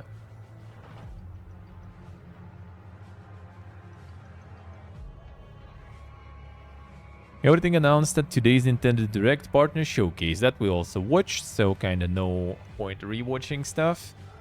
But a little bit of a recap is good. Grounded and Pentiment come to Switch. Ender Magnolia, so yeah, Ender Lilies got some sort of sequel.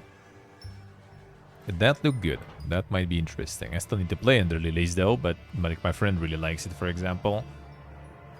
But yeah, that is nice. But it's on PC? Yeah, is it actually? Is there some info on that? Because I also was kind of... Someone said it's like only on Switch, so I got kind of confused there. That sounds kind of weird, if it will be only on Switch. So I assume it's just Nintendo, you know, kind of like... doing their usual stuff. Oh, it's here, but then it's suddenly everywhere else too. Will you share some games with a friend? I think I probably can, yeah. Probably can. Summer 2024 is gonna be a ranger roleplay, a role puzzling adventure. That can actually kind of look cool. Not exactly maybe my jam, but yeah, that puzzler kind of looked nice.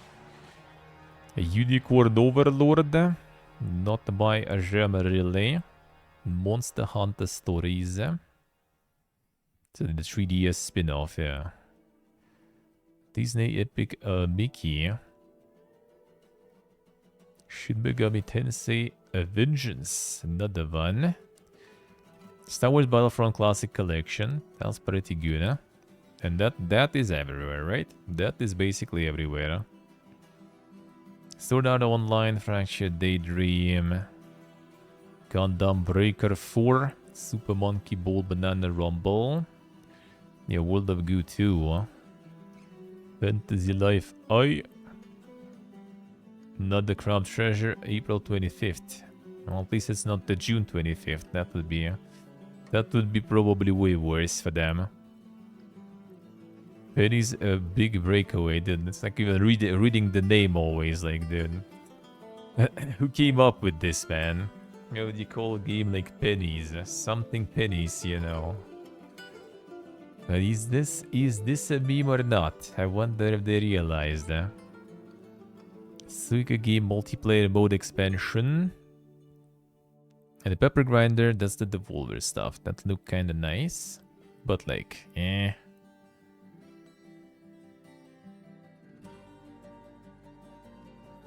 Oh yeah, the pocket card jokey. It's like the horse and with some card stuff.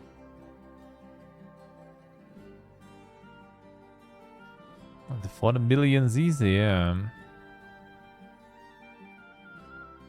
Contra. Oh yeah, the Endless Ocean Luminous. That was weird, dude. You know, just go diving with in co-op. 30 players online. Why? But I mean, it's Nintendo, so there's gonna be like a lot of people, you know, like going probably all over the place. How amazing and great it is.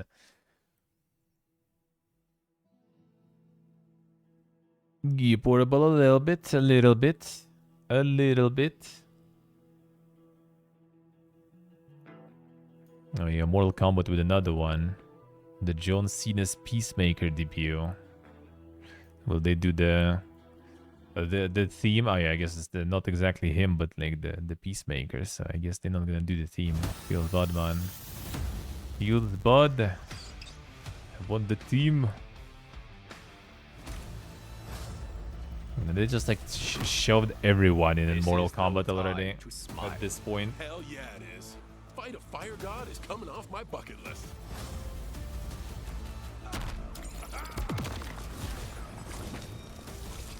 see, portable, I see. Suck on that. Fight.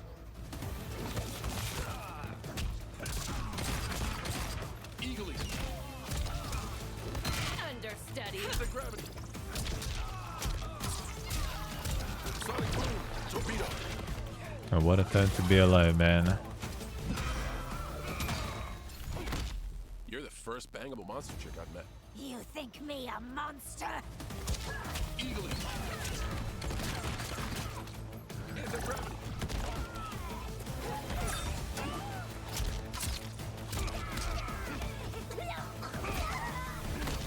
I bet shits take more effort than beating you will. I will so enjoy killing you. Force field. Torpedo. Eagly. Anti-gravity.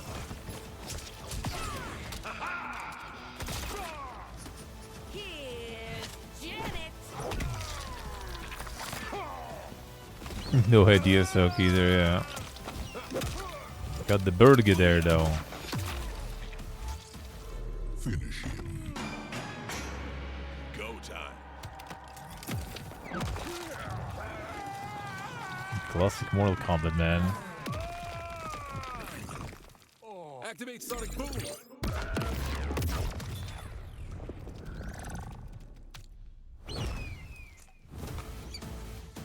Peace unlocked. Fatality. Peacemaker win. Yeah, I don't know. Like, I feel like not nowadays, like, taking and everything is already like taking it, to be honest. Flawless victory. Yeah, this became kind of like the Fortnite of fighting games at this point. It already feels like sometimes, you know. Not gonna lie. Not gonna lie. Well, except Fortnite is free, and this shit is just trying to milk you on every corner. Like with every next game, just kind of like, bruh, come on, dude. And before it was kind of like, I feel like Mortal Kombat was like more kind of like mainstream sort of fighting game. When like Taken, you know, Street Fighter was more for like some like exquisite fighting gamers and everything. I feel like nowadays Taken with Street Fighter already wait like mainstream enough. So Mortal Kombat is kind of like, why even? Like extreme like gore and everything already doesn't really hit that much anymore when it's overdone so hard. And then yeah, you have like all those like insane crossovers with everything possible. You have all those like giga DLCs when you can't even unlock anything in game. Like my friend is seeding in Mortal Kombat. Like he was always like grinding it super hard to unlock like all the fatalities and everything. And now you just kind of, well, you just buy them, dude. Oh, the Halloween themed fatality? Well, that will be $10, dude. Nice. Amazing. Amazing. And then yeah, like all the costumes, all the characters, all the skins, colors and stuff. Everything for the monies.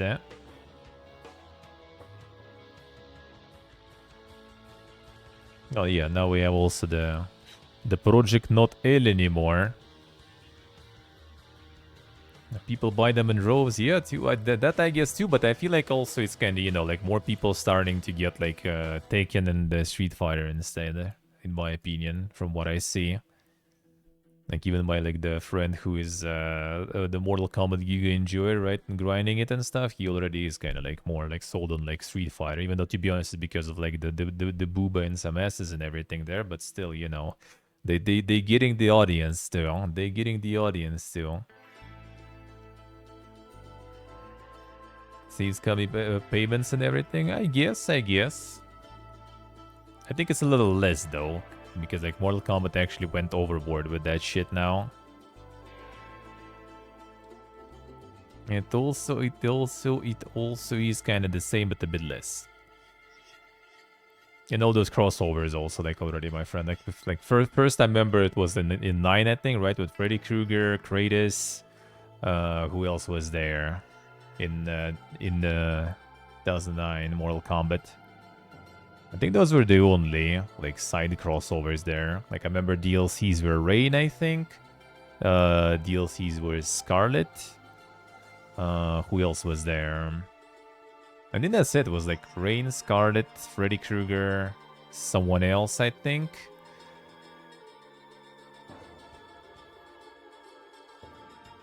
We had a dude from The Walking Dead. Yeah, they also kind of pump those sometimes. They also pump those already nowadays. But yeah, I don't know, like Mortal Kombat now already, like at least before it was, you know, like new characters from the franchise and stuff being added. Now it's like mostly I feel like already like stuff from another stuff, from another games and another mediums even, you know. Street Fighter mildest with crossovers, I say. And Darth Vader in the PlayStation version. I think it was Yoda also in one of them, if I remember correct. I mean, when it's done like in you know, like in like this decent amount, I feel it's kind of not too bad. It's kind of funny even and stuff. But yeah, sometimes it's like it's being overdone, I feel. It was an Xbox, I see. Oh yeah, I played on Xbox 360, I think, of my friend. But yeah, they just like farming that stuff. They farming that stuff. 1 second. I start from the beginning. There we go. League of Legends fighting game, Project L, renamed to XKO, and gets new trailer. So now we're gonna have another one coming in. And it's gonna be the actual gameplay one, or is it gonna be just the insane? Don't look away. Are we hurting each other for sport?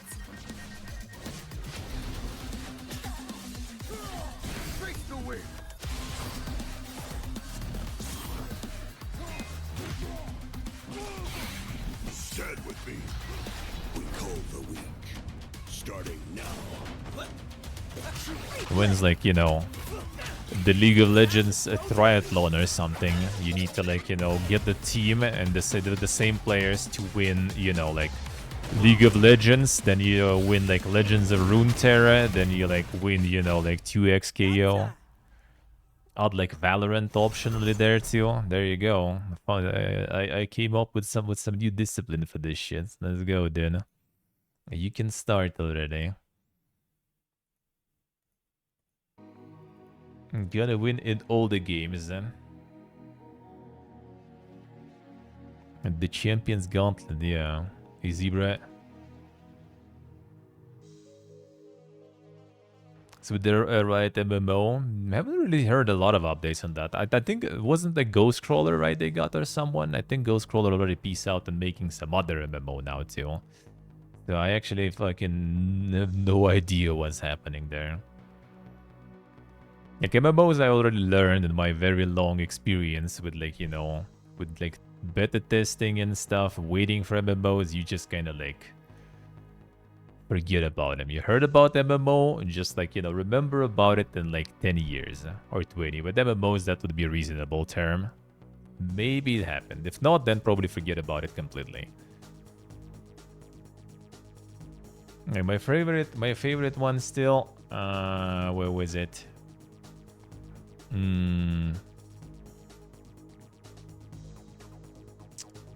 I even forgot already. Oh, Camelot on Chain, wasn't it? Yeah. Got Camelot Unchained there. In development. Nice. Classic. So still in development. And the Kickstarter was... that was... yeah, last updated February 2015. That was updated. Yeah, estimated delivery of the game December 2015, bro. That was fucking 9 years ago, overdue already. So yeah, that's why like I hear about MMOs and stuff. I don't even like, you know, like, oh cool, looks nice, I gonna check it. There was one cool now that I remember. Air. That will be interesting to Google that shit though. Air MMO.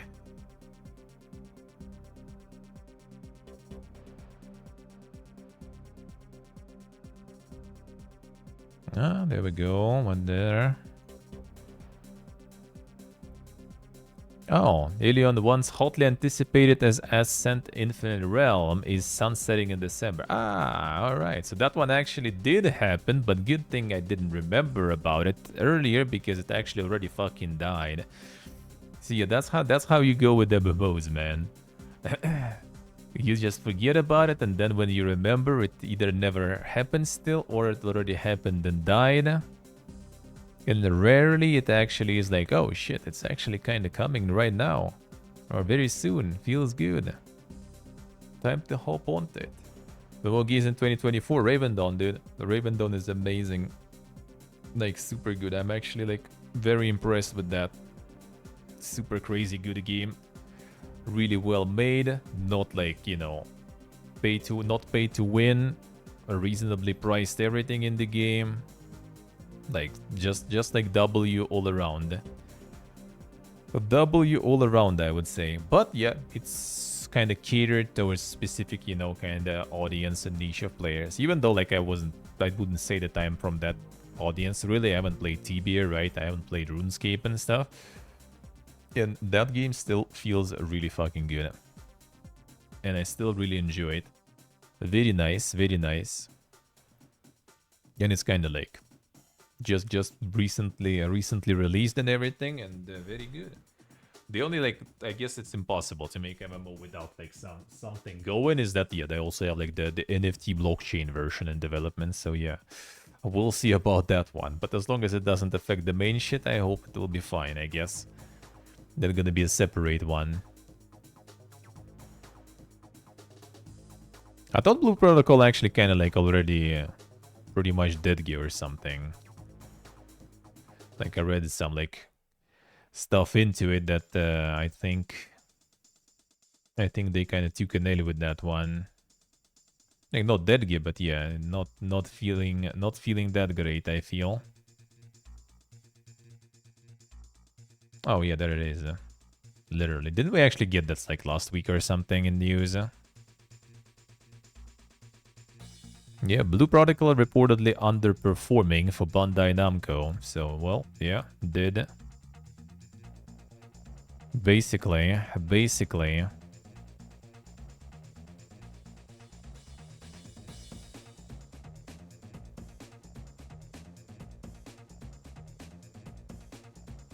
Then directly state that Blue Protocol is underperforming and name it as responsible for the losses. The title is the only online game the company has released for the current fiscal year. So, yeah.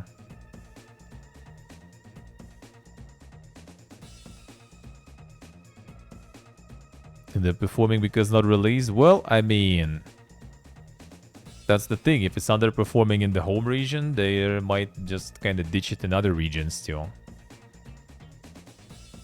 Same kind of with like Dragon's Dogma MMO and stuff, right? Like, it didn't go well in the regional region. They just kind of like scrapped it completely.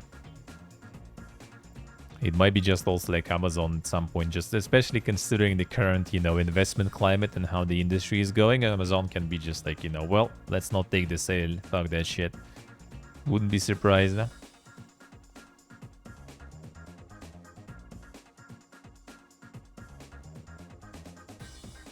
See what they say.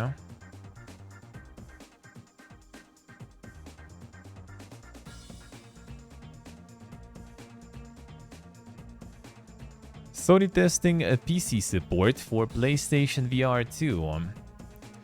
That I think is actually really good news though. That I think might be actually quite pog.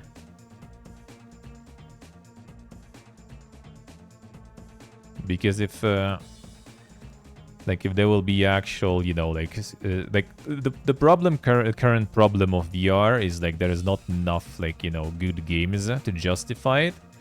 And those that do exist, or in general, like all the games, is just split across like so many different platforms.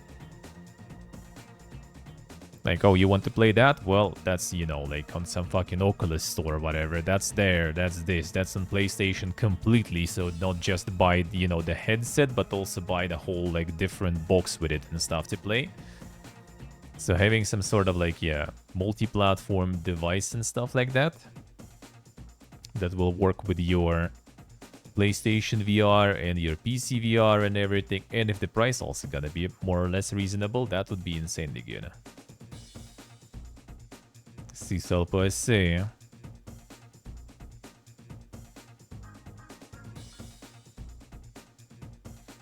The Meta VR thing is cross-platform though, I see. Still pretty bad on PlayStation 5 then? Probably, because yeah, it's like VR already is not like some sort of like insane, crazy, you know, moneymaker and bestseller, right? And then you also take it only on one platform very specifically. Yeah, VR sold bad everywhere, really.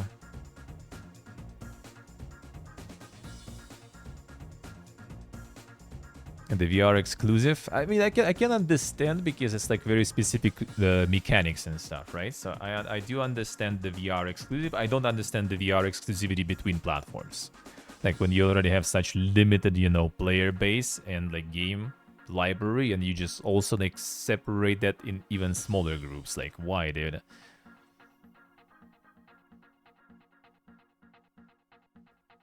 Games still look like shit for it. Only porn. Well, I mean, see, that's some reason at least. But there is also, you know, like well, what even? Like, I would maybe play like Alex, maybe, obviously, right? Like the only, like basically the only big titles pretty much is like Alex right now. Now it's gonna be Metro also. The VR only new Metro might be interesting. We'll see. No, Beat Saber, like there are like a lot of like good ones that are, yeah, the AAA VR games. Let's put it that way. Yeah, like there are good games like Beat Saber. There is like, what was the name? I forgot the name. There were like a few like action ones also that are kind of big, yeah, and popular.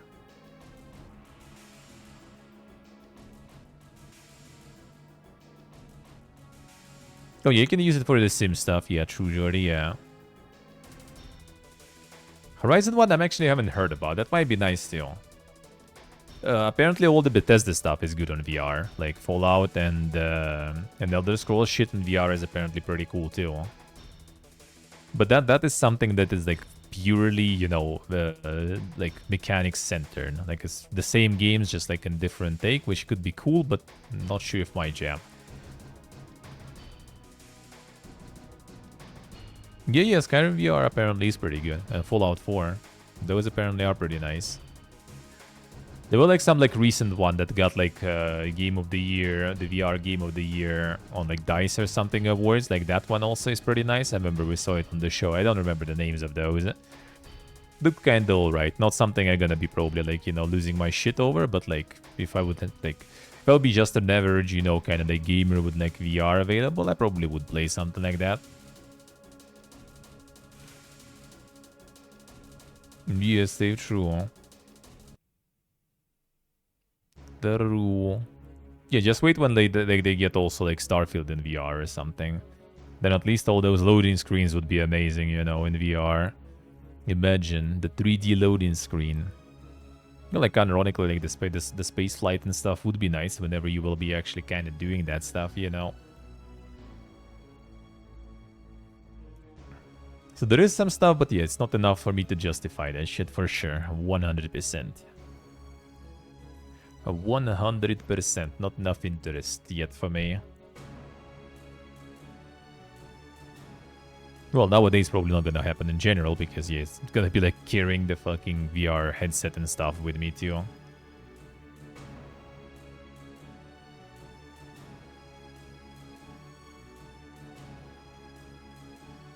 I see, Judy, I see.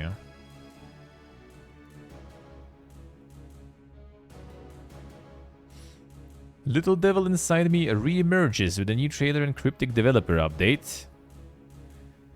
So these guys just disappeared for what, like 2 years? Yeah, last update was October 2021. More than 2 years. Now they are back. Like 6 minutes there. Like, way too dang. I don't actually even remember like this game much. Like, why was that even a bigger deal? I kind of already forgot at this point.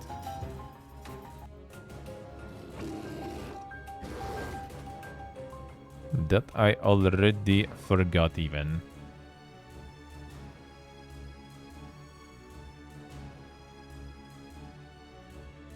VR is still too expensive to become common. That's the problem. Like, VR was kind of taking that direction, right? With like the Quest, when Quest was like, you know, going down to like $300 or something. I was like, all right, maybe like a little more. Maybe we'll get it, you know, like already like 200 something. That would be kind of nice. But then they just took the opposite direction and it only goes up now. I see, Steve. I see.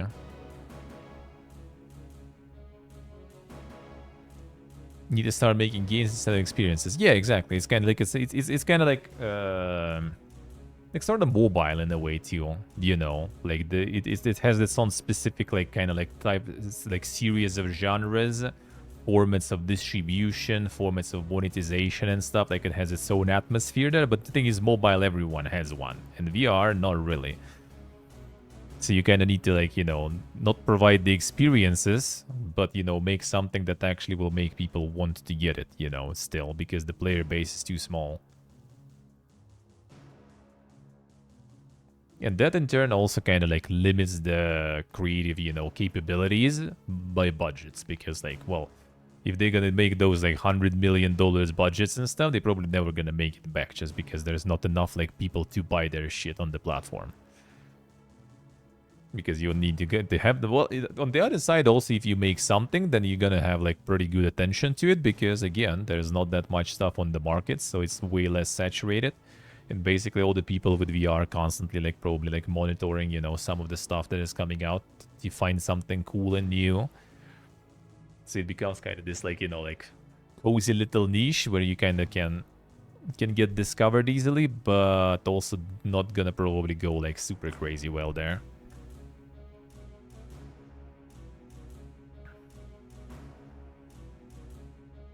Let's see, Jordy, I see.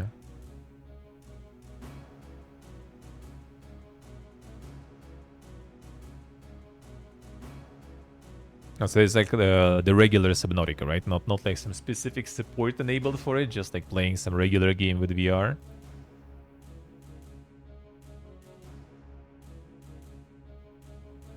Suicide Squad killed the Justice League, fell short of expectations according to Warner Brothers. Who would have thought? Who would have thought? Discovery is less than impressed too, as the company said in its latest financial call that Suicide Squad killed the Justice League had fallen short of our expectations, as reported. More specifically, that's Warner Brothers. Discovery Chief Financial Officer Gunnar Wiedenfels, who said Rocksteady's latest effort fell short of company's expectations. However, Wiedenfels did not mention a sales figure. According to IGN, the executive lamented that Suicide Squad Killed the Justice League missed expectations, set Warner Brothers game division up for a tough year when it comes to year-on-year comparisons. Likely alluding to Hogwarts Legacy, the company's massive hit that launched last year and went on to become the best-selling game of 2023. Yep, Suicide Squad with that comparison gonna be suffering for sure. I see we can, alright. Still spamming there. Yeah, the Corpa not happy. Corpa not happy there.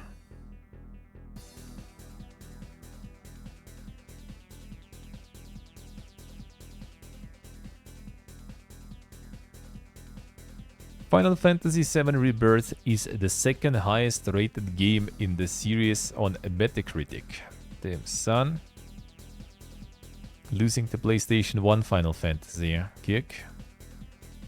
Losing to Final Fantasy 9, eh?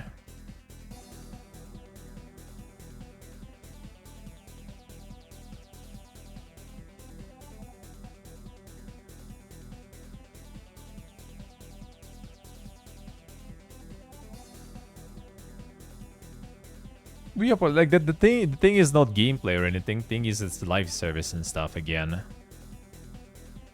It's a live service that they also kind of charge you pretty chunky price to buy. That's exactly the same problem with like Skull and Bones, for example. You can even have something like kind of fun and everything, but it's like live service that is also priced as the full AAA game, and people are already kind of like, why? There's plenty of stuff to free to play. There's plenty already, like older live services that are already ongoing with content, and on discounts you can get them super cheap and stuff. So why would you buy another one?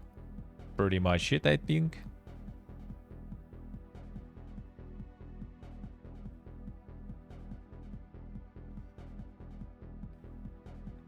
Guess it seems like maybe you played some remaster already or something. Now there you go. I got you some movies to watch. Death Stranding documentary, Hideo Kojima: A Connecting Worlds, is streaming now on Disney Plus. Just get another subscription if you don't, of course. And yeah, a Kojima movie awaits you. Is that also rather broke now? Yeah. And the games are getting more and more expensive, so yeah. Disney Plus awaits. Probably gonna double the amount of subscribers for people who will go watch the Kojimbo movie.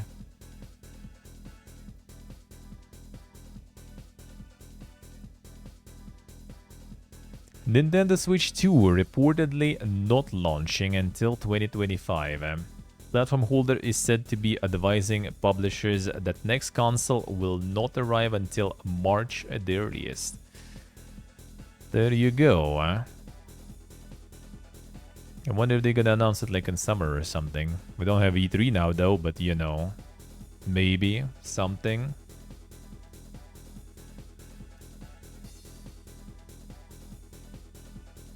What week would it be without layoffs though? Activision reportedly laying off more than 130 people from Ireland branch. Update: layoffs were already included in the previously announced round of 1,900 cuts across Microsoft. Alright, so it's not a new layoff, alright. Abort. Still no layoffs this week then. Oh, there we go. The corporate take. Investors on the state of video games. We are investing, but the bar is so much higher. Experts talk candidly about the sharp downturn in video game investment and when things might improve. Let's see.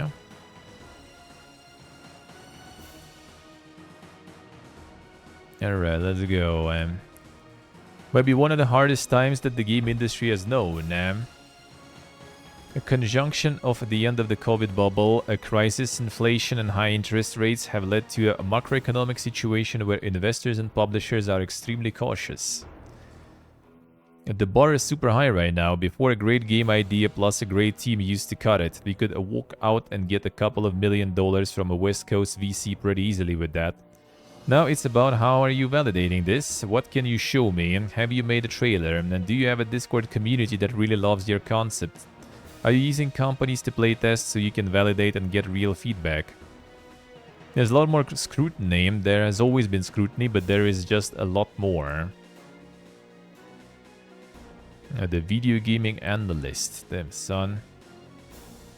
Video gaming analyst at a Goodbody Equity Research. Specializes in the UK public sector, covering companies such as Devolver Digital, Tiny Build, Team 17, Keywords, and Frontier. Imagine just like an expert on the industry for investors. For the corporate guys, you actually specialized in just a few companies there. Can I work on that shit, dude? I can do that too. I kind of know a thing or two, right? Monitoring just 5 companies very closely. That would be easy. I'm just gonna follow them on Twitter, I guess. Done. All companies who have seen a sharp downturn in share price. Oh yeah, you just can add them into the tracker for the share prices. There you go. I'm an analyst now. There's no understatement to say 2023 was probably the toughest year for Indian AAA publishers in a very long time. And just given the number of top successes of blockbuster IPs and sheer proliferation of launches, adding into that a consumer who remains squeezed given inflation, Rising number of titles on Steam in excess of 40 titles a day. Dude, like stop doing this shit already. Like, out of this 40 titles, like 38 are like, you know, like fucking Hentai Puzzle 8 and like, you know, like the Giga Booba VR or something. That's like 38 of them. Some days 40 of them, you know. Marked increase in player standard needs in new titles. There probably has never been a harder period to launch a game. Increase in player standard needs in new titles. Dude, looking at people still eating that Call of Duty with a huge fucking spoon every year, I'm not sure about that, dude. I'm really not sure about that. So many titles every single day that summer is better than every fucking year. Yeah, like it is exactly like those like analysts, dude. They just have like raw numbers and they have no fucking idea what they're doing anymore.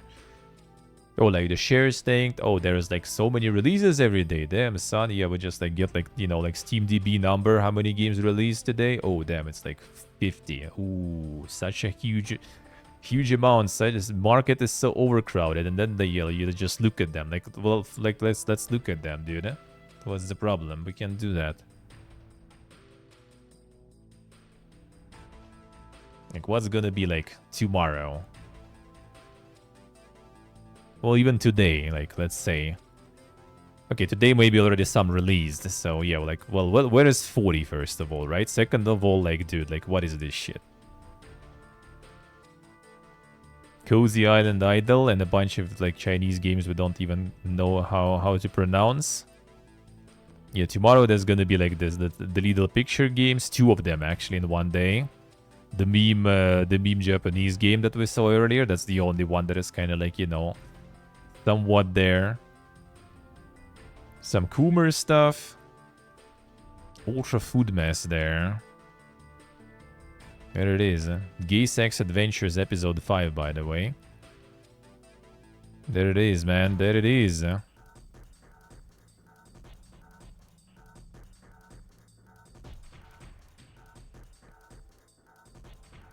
like you can basically kind of like all those numbers, you can just like cut like, you know, by like 90% like remove. No problems. Like you ain't competing with them, dude. That's for sure. Fully myth there. There you go.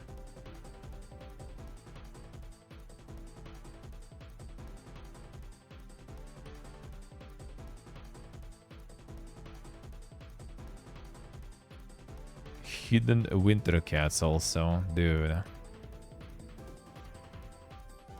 It's even like scared sometimes to like hover over anything. Hard to say. What is it? What is it? The game company is not exploiting Coomer games to their fullest. We might get to that eventually. I feel it might be the regulations and like the law reasons for that, probably. I think. Another thing is that they maybe just don't think that it's worth even getting into that because like you don't really like sell those expensive. You don't really sell those in millions of copies, which AAA obviously wants. So that's why they probably don't really do it. Yeah, they also like, you know, using their franchises that they already kind of like, you know and everything. And I guess like making some sort of like spin-off Coomer game about the franchise they own. That kind of just basically, yeah, like taints the franchise for everything else. Especially since nowadays they all try to like, you know, like make it as lukewarm as possible, you know, like in terms of like ratings. Need to get the ratings as low as possible. So like adding anything Coomer there already a problem. Coomer stuff is more something, you know, like you go in as some like pleb with minimal investments and try to get minimal profits out of it, and then you just kind of like, you know, go from there. That's I think that's most of them. Like most of all the Coomer stuff is pretty much like some Kagura Games shit with like, you know, like RPG Maker with basically standard assets, and the only investment is like custom, you know, actual like porn ars, which is like, I don't know, like couple of thousands pictures, maybe some animations or something, and there you go. And then you just need some like sort of like PPG writing that probably ChatGPT writes nowadays or something. And that's it. There you go. You got it. You got it.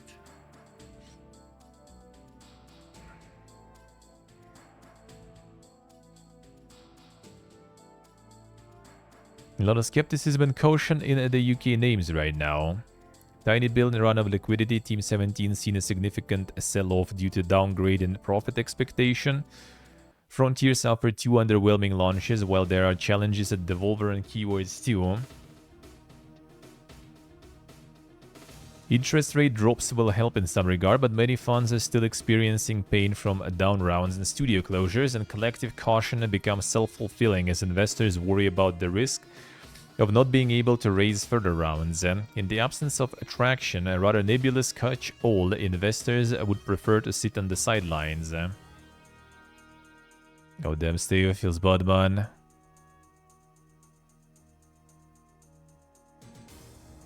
Coomers are getting farmed in gacha games, yeah.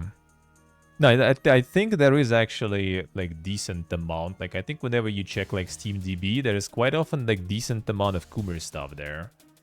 Let me see, like the problem is like we can't really like watch that obviously. Like trending game is was it like the hot releases or something? Yeah, you can already like Survivor of Fantasia, that probably is something from there, I would assume. So yeah, some are going quite big really. Popular releases there also. And some dating stuff there, I think. Not exactly Coomer stuff.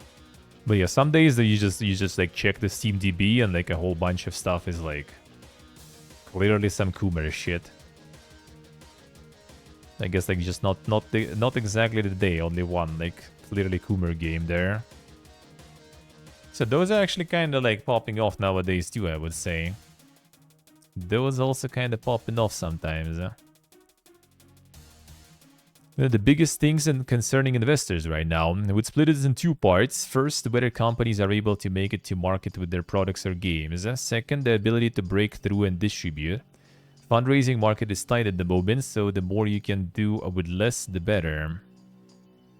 A lot of AAA devs are wishing to scratch that itch to create something new, which is great, but often they are pure content plays with high budgets and little innovation outside a slightly better game.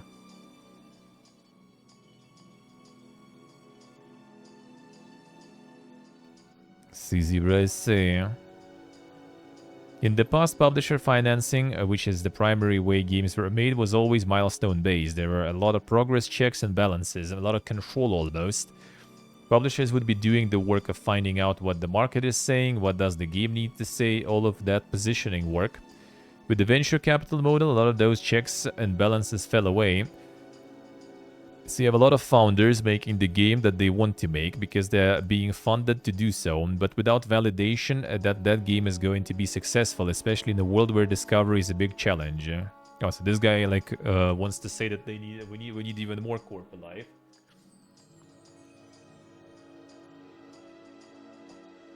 They now said that they don't have enough control over the development. Recent research conducted by Kim Nordstrom for his book Up, Down, Up sheds light on the stark gender disparities present in the industry. Data from 2022 spanning circa 400 game companies received investment and 1,000 founders show that a mere 11.89% of the CEOs were female and only 8.95% of founders identified as female. The impact of this funding disparity also extends to higher risk projects such as small indie games catering to specific or niche audiences, influencing the diversity of perspectives represented not only in the industry but also in the games that are ultimately released. Wish for creators to continue to work on projects that they believe in rather than having to adjust or fit into a solely risk-averse mindset. We wish for creators to continue to work. Well, give them money, man. And they will create. Like, you guys giving money only to those who do all this, like, you know, super safe shit there. Super shit again.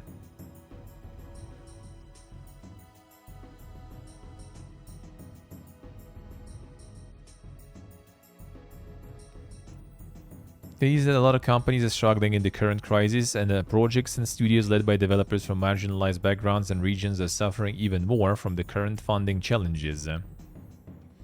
This systemic issue not only perpetuates inequality, but also hinders innovation and creativity that arise from a more diverse range of voices. True. The industry needs to continue reshaping its funding structures and decision processes for a more varied distribution of funds that better reflects the richness of diverse perspectives and experiences of creators and audience. Well, lead with example. Start investing. Start investing. Making investments, but like everyone else, the bar has become much higher. One of the big learnings for games venture capital over the last couple of years is just because you are really good at making games in a corporate structure, that doesn't necessarily mean you have the entrepreneurial mindset. I mean, for sure. And that mindset is unique. The teams that are really going to succeed are one that have a get up and make things happen mindset, the discipline of the craft of making a great video games. They're actually not the same thing. The best founders I've encountered have thought deeply about new opportunities in the market and what unique advantages they or their startup possess to exploit it versus others. That is kinda, yeah, not sure. In this environment, companies have remained lean, validate from users or the market early and often. A best place to achieve this gives them more chances to learn, adjust their product, and find the hit thereafter. Within our portfolio, we've seen Proxima, a small team of 5 people experimenting with AI gameplay, release multiple prototypes and games in quick succession, going viral with their latest game, Suck Up. Those who should be most concerned are those producing just another games that has marginal improvements on other comparable titles, hoping that your game will be able to pick up some organic traffic and no plan B should the game not perform as expected. Large studio or publisher can afford to do that, startup can't.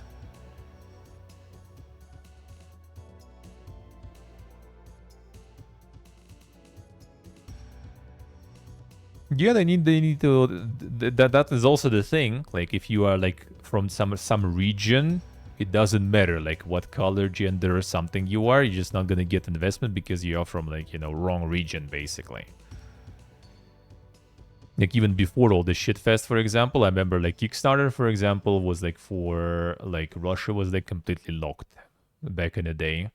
So like people who wanted like fundraise somehow or something, they were going through some sort of like, you know, like some legal like services for that or something, or like going and opening the company in some other region just so they can fundraise, for example, because like no one's going to invest. Nowadays, like forget about it, dude, completely, absolutely 100%.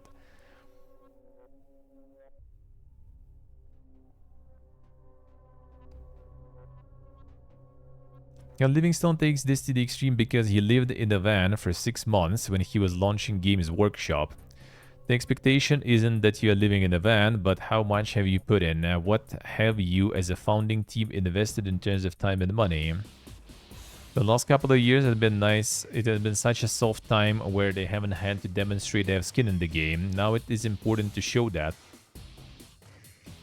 Well, see, Oltan, if you're gonna be pitching to the publishers, you need to say, you know, that you have all the skin in the game. Like, get the photos of, like, how you, like, eat oats only and everything, you know. So, like, yeah, like, you can live in a van also. That seems like that might help you to pitch your product to publisher. So the VC extremely tough as the public and private equity investors who pushed for growth only a few years ago. Switch to focus on margins and profitability. Some of the layoffs have gone too far. Executives overshoot in an attempt to ameliorate the markets.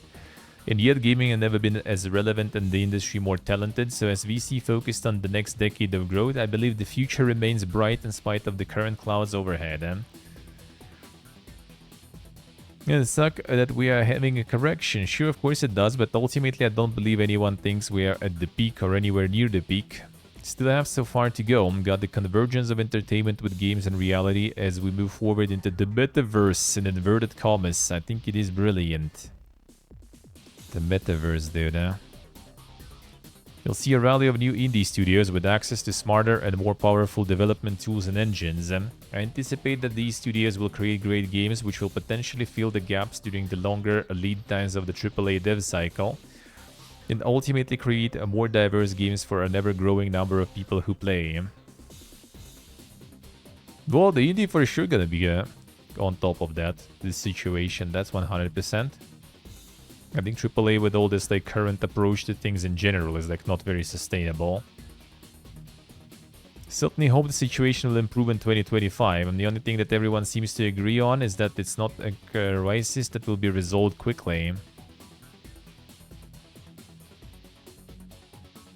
Interest rates were expected to come down aggressively in 2024. That is now expected to be weighed towards the end of the year. At the market-wide level, as we see some rates reduction, the likelihood is equities will become a more favorable investing asset class again, and fund redemptions should slow a hold.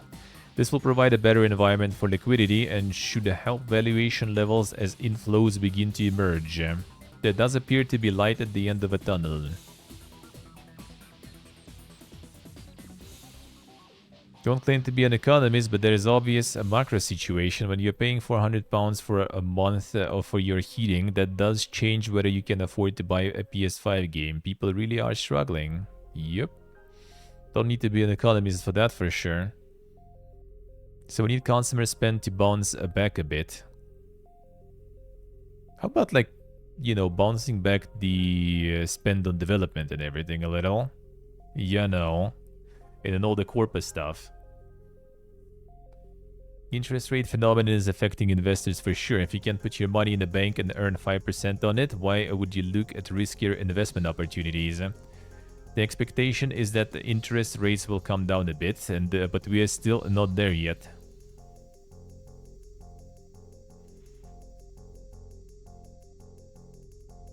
Yeah, they want you to heat less, basically. They're waiting for the global, you know, like the global heating and everything to, you know, the global warming to pretty much, you know, like reduce the need in heating so you can spend more on video games, basically.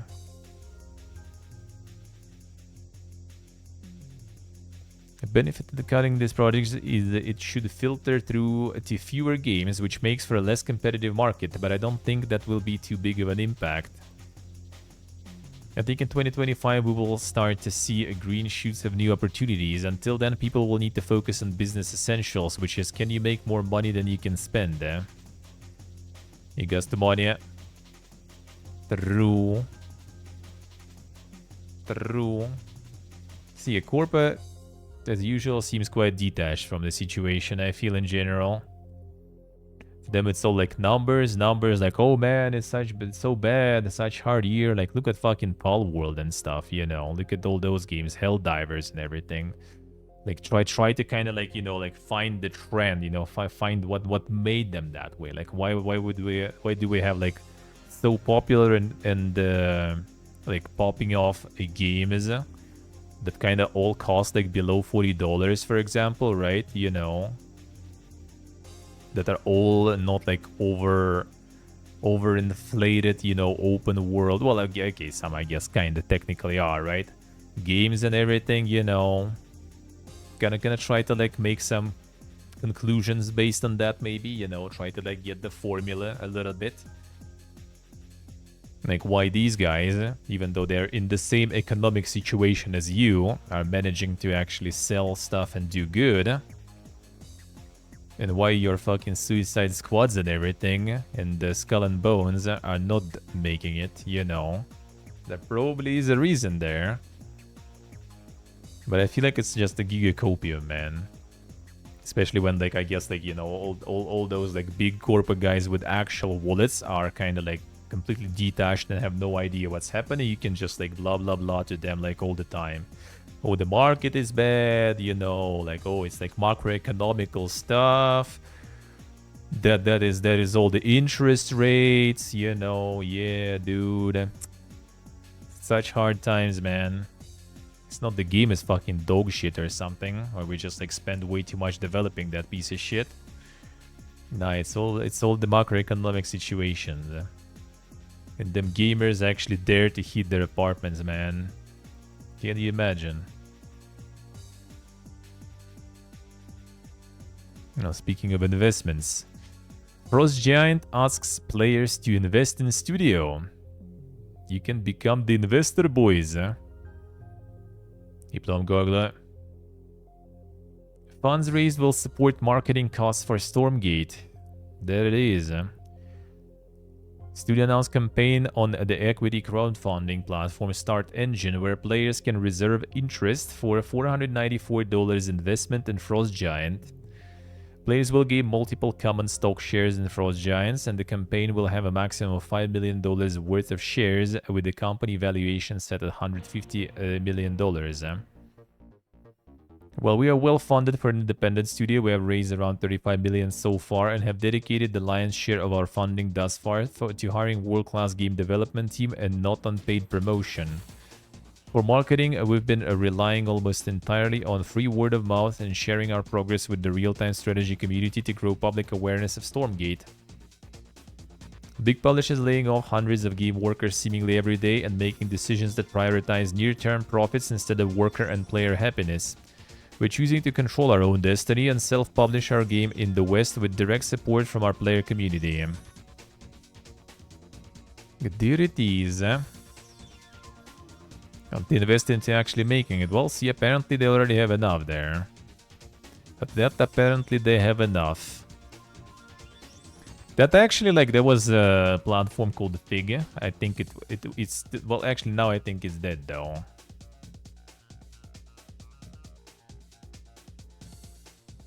It wasn't. It was like acquired by some other fundraising company, and then I think they both kind of died or something.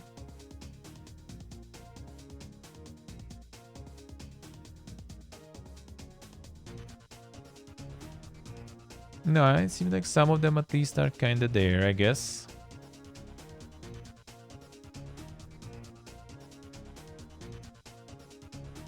Actually, let me see.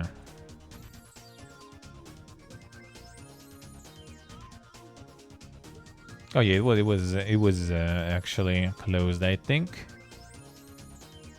Yeah, I think it was already.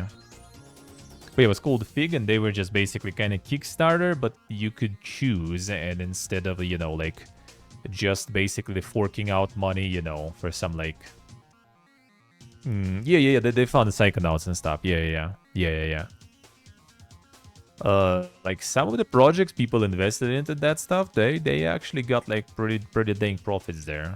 It's just, like, not a lot of games were actually on that platform, though. So they kind of, like, slowly withered and died because, like, Kickstarter just had more traffic and everything. But yeah, some people who invested in some of the games that were releasing and everything, they actually kind of, like, got, like, really good returns on that. So... everything's possible. You never know. You never know. I'm just kind of like starting to have a little bit of like, you know, I don't know, like concerns, I guess, about Stormgate in a way. Because they just kind of trying to like get as much money as possible from all the sources possible. And I just don't know if you need that much. Like, looking at what we played in Next Fest and as a demo. I don't know, man. I don't know. I feel like it might be a little sus there. Like, will it actually make all that money and everything back? I'm not sure. Especially since I think, like, part of it with, like, multiplayer and stuff will be free also, right? I don't know, man. I don't know. I mean, I hope so. RTS after all and everything. So I do hope they know what they're doing, but it feels like they kind of like trying to get like a lot. Yeah, 35 mil they already acquired. They got 2 million Kickstarter and everything. And like, I mean, it didn't really like look like something super crazy extraordinary, you know, honestly. Considering there is no campaign and stuff right now either, just the skirmish and everything. I don't know, man. And I feel like a lot of all this money, like it's not like to run. I just have a feeling they kind of like putting such huge emphasis on this kind of like, you know, competitive part of it. They like they so want to make it into new StarCraft 2 and everything, or StarCraft in general, right? that I have a feeling all this like marketing budget and a bunch of other stuff will just go into like trying to kind of like, you know, like to shoehorn that esports into it, you know, like get those like multiplayer leagues going and stuff, you know, this kind of shit. And I'm just not sure if that's gonna take off, honestly. I'm not sure, man.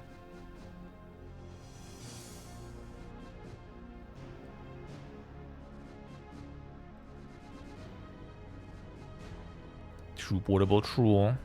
Well, I mean, you get the stocks of the company, and that money will go to the marketing that supposedly will earn them money, and you will get your interest.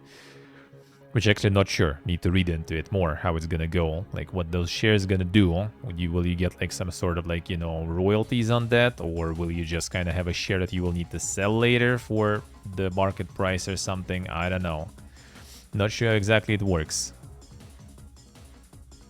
Let's see, I see. The wishlist is going better there. I see.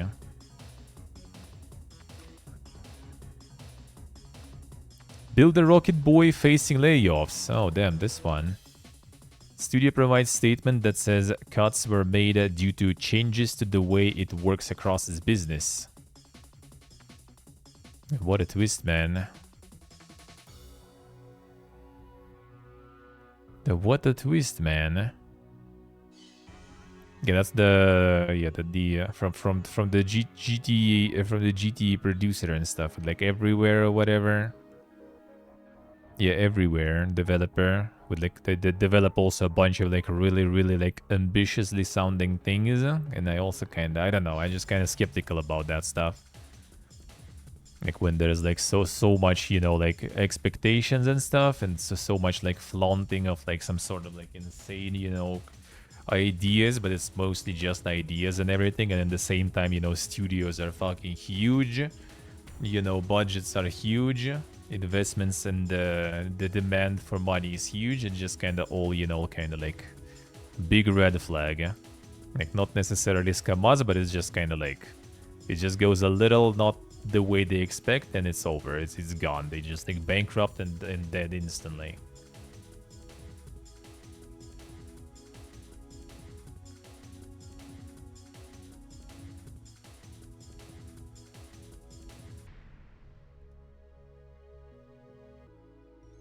More than 500 games earned over $3 million on Steam in 2023. Platform also reached 33 million concurrent users for the first time. It's like 500 games actually making that money. So like I'm not sure about the, like all this cry about the competition and everything. If anything, they just make competition for themselves. Not like the indie games that pump actual stuff, you know, regularly, but like all this live service shit that they just like constantly shit out. That's what is creating the competition mainly, in my opinion. So if anything, they should chill a bit. Rather than, you know, make less games, indie devs, calm down. Go become road workers, like the dude said. Tales of Arise sells 3 million units. Bandai Namco's action RPG released in September 2021. Then Weeb's not buying that much. Well, I mean, kinda solid still, though. Who would have thought?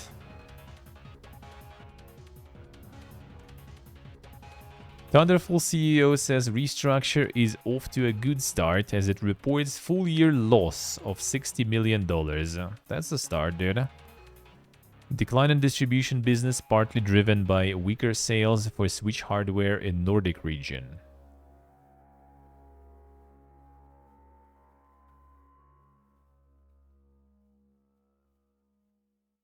Yes, it's like a loss of 60 million compared to a profit of 12 million in the previous year. Oof.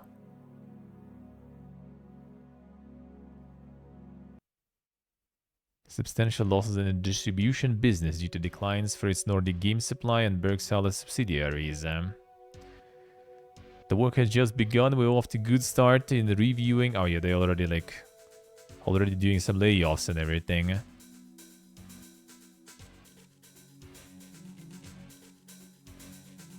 Thunderful also continuing to explore potential sale for Head Up, the bridge constructor publisher it acquired at an 11 million euro deal back in 2021. Head Up's business, which focuses on releasing a relatively small indie games, does not fit with Thunderful's new strategy. Furthermore, Thunderful does not need to separate publishing operations, and the group's game publishing activities will be channeled solely through Thunderful Publishing going forward. Head Up actually like publishes like some... Well, there are some interesting things, but also, yeah, like I was on the list before, there is a lot of like interesting stuff there, I guess. A relatively small indie game sounds about right.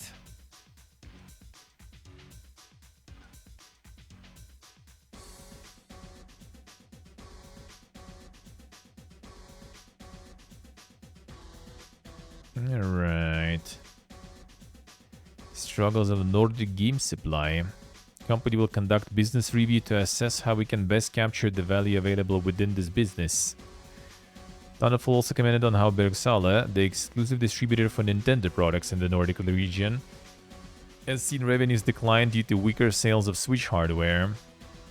OneFish said this is a natural consequence of the console approaching its 8th year on the market, adding that Thunderful is looking forward to the launch of Nintendo's new console, which is now rumored to be arriving in 2025.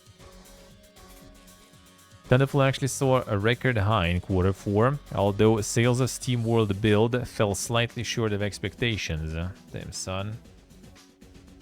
We believe this is because the genre of this game has not really appealed to our most dedicated target audience, and it has not been well suited to the Switch console, which has traditionally been a key platform for SteamWorld games.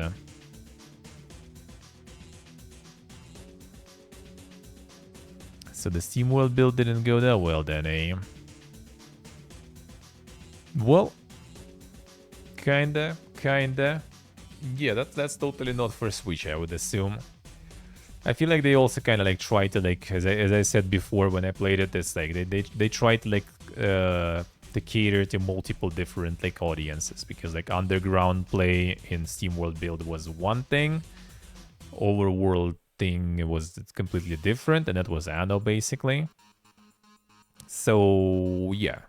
And it's also kind of like probably not exactly what the other SteamWorld games like channeling into. Even though I guess they did like different. I only played out a SteamWorld. I only played the card one. That actually was kind of nice. I like that one. Let's see. So okay, see.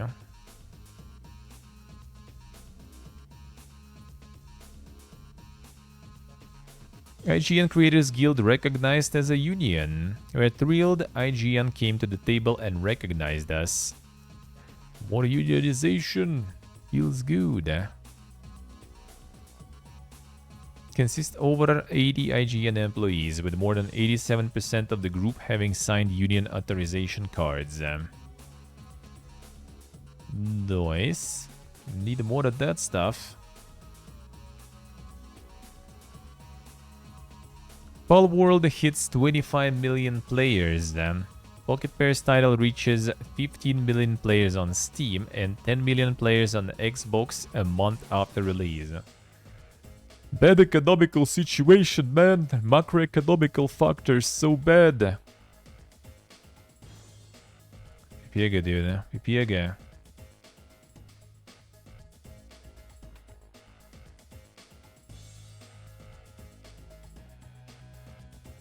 EA offers over 11,000 college football players $600 to appear in-game. Damn, son. Athletes were previously prohibited from being paid for their likeness due NCAA rules. $600. Insane. Even without Game Pass, that's 15 mil, yeah. Game is below $30. That's probably like, you know, part of the reason. You know. And those guys are like, oh, games are not being sold. Well, yeah, how about you like lower the budget and sell something for, you know, like something okay, reasonably priced? It's not like we really need all that bloat, you know, that we need the open world bloat that we're gonna play for thousands of hours, dude. See, yeah, $600 for the college ball players, huh? The generosity of EA.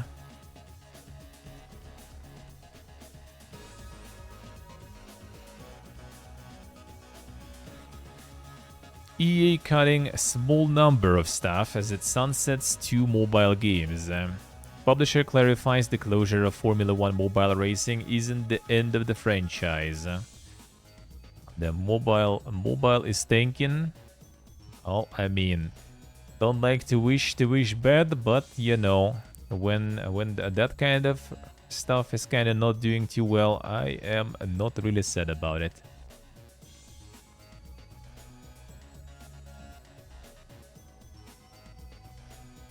Sunsets and sunsetting, yeah.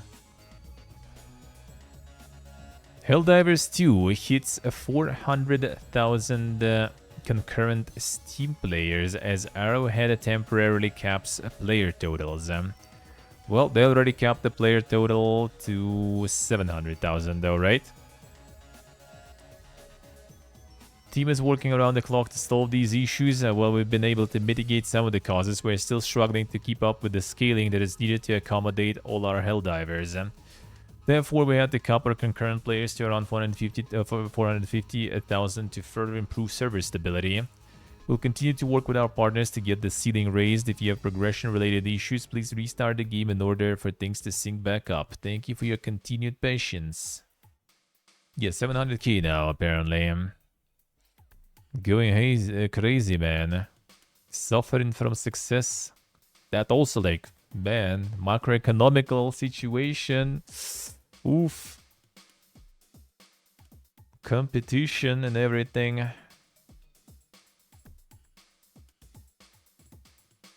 Sony stock saw $10 billion drop following financial forecasts.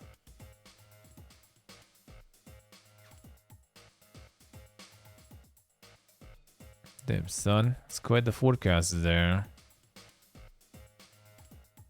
State of PlayStation was discussed by an equity analyst. In his breakdown of the situation, Gael stressed that things are extremely disappointing, addressing Sony's flailing operating margin in the games business. In a drastic drop on the board, Sony has gone from a value of around 13%. Shmiro, welcome to the dungeon. Thank you, sir. Thank you. Appreciate it a lot. Appreciate it a lot. Value around 13% in March 2022 to just under 6% in December 23.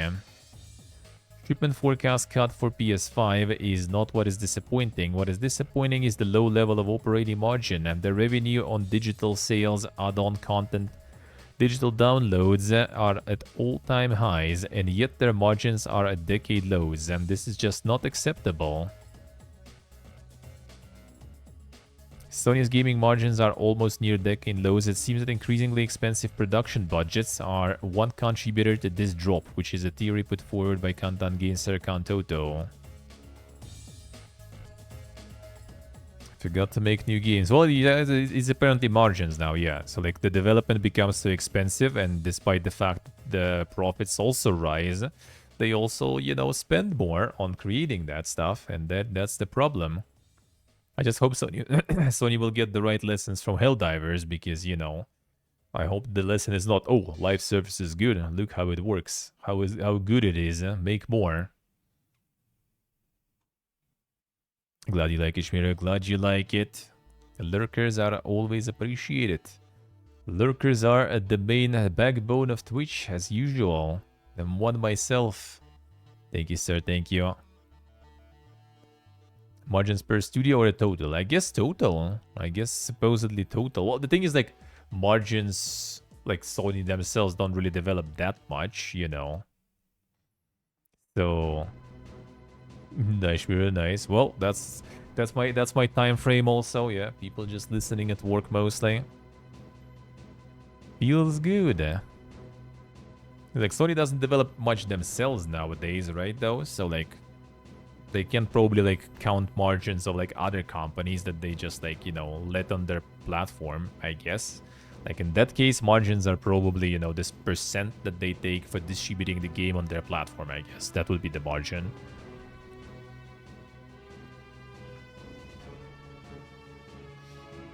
Spending is higher than earning, yeah. Well, I mean, I'm not sure how it's counted yet. It might be counted per product or something. Like, maybe they only count margins on products that are already out, technically. Because, I mean, they don't know, like, how much they're gonna sell those new products that are not out yet for, right? So I guess they're just counting what they're selling and what they already selling. They count margins for, I guess.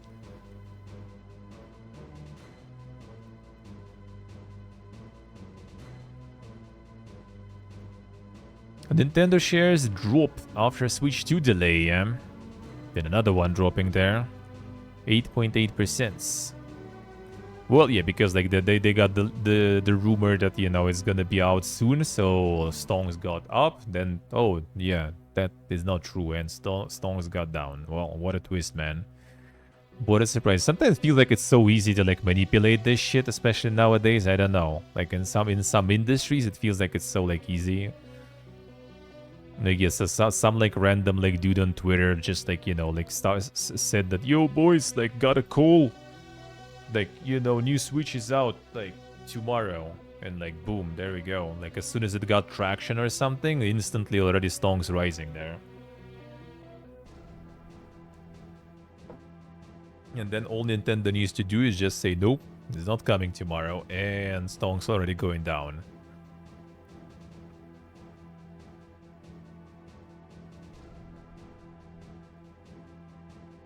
True, stay true, huh? They're ruining the stats, them. Ruining the stats for them.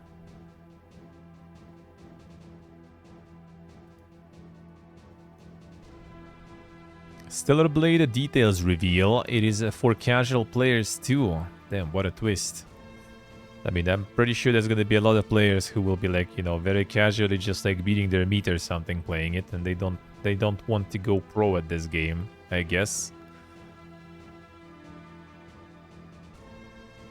That's the bot game, yep, that's the one. Was explained as a more tactical game that needs players to put in some effort to master, but there are support features in battle that can help action game lovers who are not that skilled. Damn, did they just like fire some shots on action game lovers there? At any point, the game's difficulty settings can be adjusted, which is great news for those who are opposed to the challenges presented in games like Elden Ring, Dark Souls, and Bloodborne. Stellar Blade will feature both range and melee-based combat mechanics, offering players a variety of fighting styles. From Software catching strays, yeah. Some enormous complex bosses to face off against, so being versatile is a must.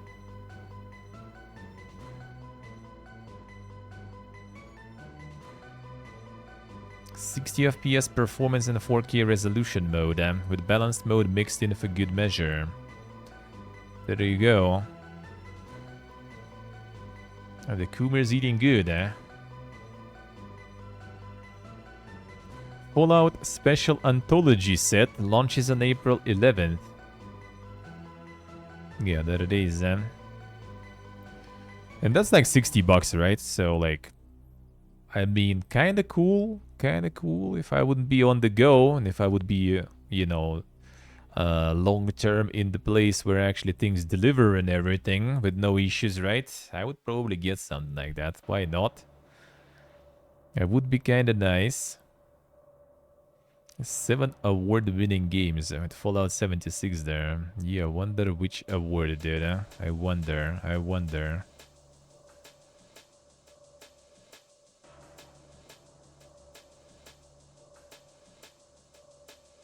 Upcoming set also nearly identical to 2015 set, aside from games adding extra $10 of value or so.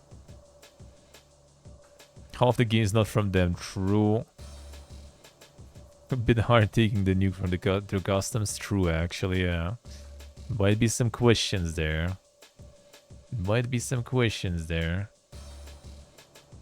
Oh, there we go. A new Crazy Taxi game will be live service with a 100% survival mode, it is claimed. Well, I wonder claimed by who, I guess, but still.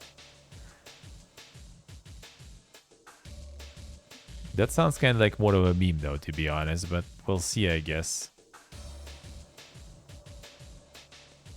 Was also referenced that this will be the case for Jet Set Radio, which will also receive a remake of its own, before securing a live service reboot. In an exclusive reveal, Midori claimed that the reboot will feature shooting elements and will be like Fortnite in its design. Okay, I don't know if someone is like trolling real hard. A leaker by the name of Midori. I wonder if the dude just kind of like, you know, taking a piss out of everyone there. I wouldn't be surprised, really. That either sounds like some very like, you know, straightforward trolling, or it's actually, I don't know, Segigo and Pipiega.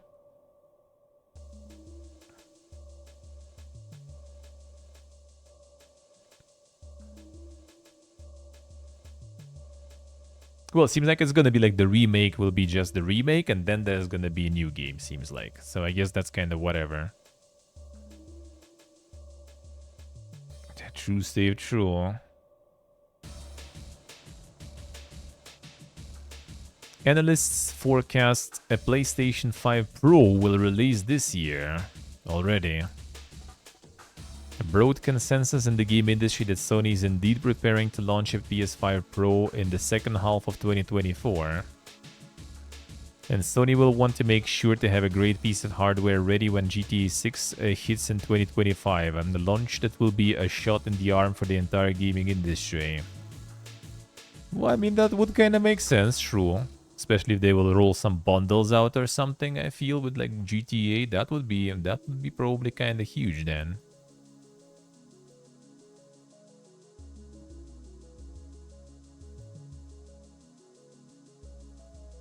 Helldiver's CEO is so honest, he openly said, "Get it later." Damn, son. If you have no cash, get it later. Well, we made a really fun game. It's worth waiting until the servers can support the capacity. And I mean, as a CEO, I of course want the game to be as profitable as possible, but if you spent your last dollars and got stuck in server queues, I'd be heartbroken. What a nice guy, man. Play something else.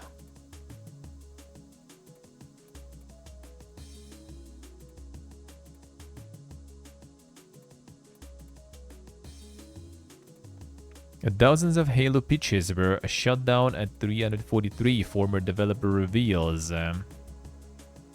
Must have pitched 20-30 game ideas over the 12 years I was there that would have totally worked in the Halo universe. Many single-player and multiplayer or DST-themed ones. Some galaxy-spanning, some more intimate, and the one that was really dark. Lul. Well, I mean, I wouldn't really be surprised. But they went with open world.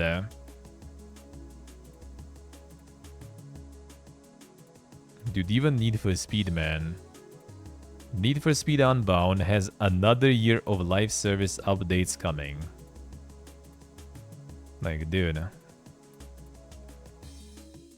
Even Need for Speed now. Is like Corp becoming too lazy even to, like, you know, to fork out like a game every year, so they just got. I guess I would take that over like FIFA or Call of Duty, because at least you don't buy it again. You bought it once, every year they just like give you some new stuff. Fine, okay. They'll need to be at least to buy it every year.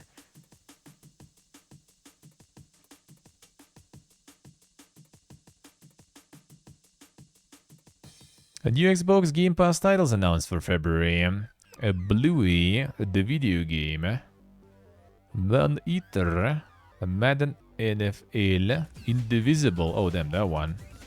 Space Engineers, a Warhammer 40k Bolt Gun, and Tales of Arise actually too. There you go. And the Bolt Gun.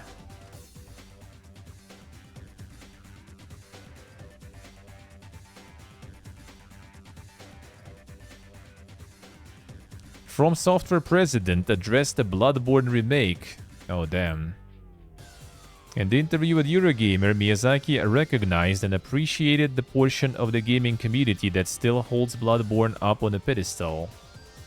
Put simply, it makes me very happy to see it's a title with a lot of specific memories, both for me and the staff who worked on it. And when we see those passionate voices in the community, of course it makes us feel thrilled and makes us feel very fortunate to have that and to have those memories. He mentioned that modern hardware allows more players to appreciate older games, and that sometimes new hardware is definitely a part of what gives these remakes value. With no specific mention of rebuilding Bloodborne for modern consoles, but it wasn't dismissed either. Oh, we'll see, we'll see. Do I ask him, dude has zero say? True.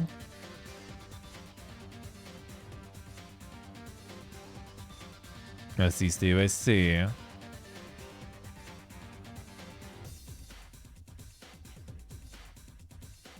And this stuff.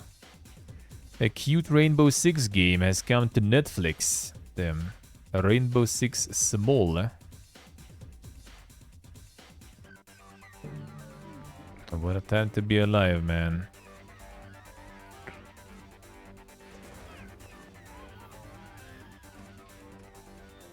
The game players. Alright, there's game players.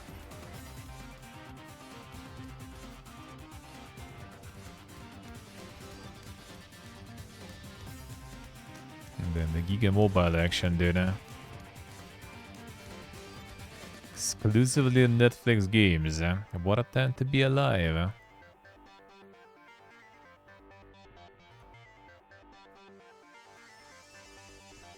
Exclusive. Skull and Bones has less than 1 million players total, including free trial players.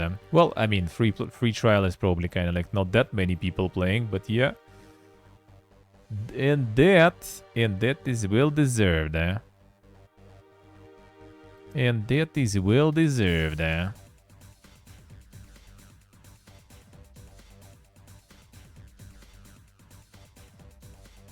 And one major factor in low player numbers has been attributed to the decision to make the game fully priced at $70. Decision that has been criticized both publicly and internally, sources said. I think we all know this is a $30-$40 game at best, but it's not in our control to determine those things, said one employee who worked on the project. Well, there we go. What we all said many, many times. The game was forecasted to cost company around $200 million in its decade-long development, a sum that the company doesn't expect to make back. That's impossible, dude. Game's development saw thousands of developers working on the game across 11 different studios, which saw countless changes in creative direction and constant internal delays.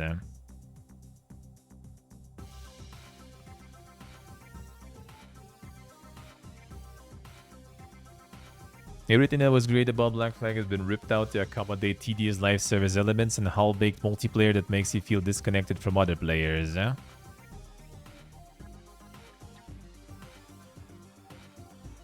Long and the worst pirate adventure boasts beautiful world and bombastic ship-to-ship combat, but it sinks amid boring, busy work and tedious traversal. Like this is probably, you know, like someone who haven't played or just played a little bit. This you can see that it's someone who actually fucking played the game instantly. That you can instantly tell. Because yeah, it actually is like a really good ship-to-ship and stuff, but like the end game is dog shit, dude. It's literally like complete trash, man. The game has like so much fun stuff to do actually, but no one does that. Like you go in the server, everyone just like coursing across the markers on the map, just collecting that currency that you need. And even to do that, to collect that currency, you need to invest into upgrades and stuff. And to invest into upgrades, you invest that currency again. So like basically right now, like for over a week already, it's going the end game. And like I haven't spent a single coin of that on actual, you know, like weapon, cosmetic or something. I literally just like reinvesting that shit back into the upgrades. So you literally grind every day, like for... Well, in my case, I don't go ham, so like it's like 4 hours. That's minimal actually. I have like 3 level 7 manufactories there, and I only get those 3. You can have 72. Like friend of my friend has all of them 72, and they're obviously not as upgraded probably, but he has 72. Like 3 takes me like, I don't know, like 15 minutes maybe to gather, maybe a bit more. When I was doing like in one region, the circle was a bit more. That was taking me 30 minutes. Like 72, I don't even know how long it takes him. Like, he literally just like lives in the game right now. Season 1 trailer yet? Nope, I haven't. Let me see. Can I find it?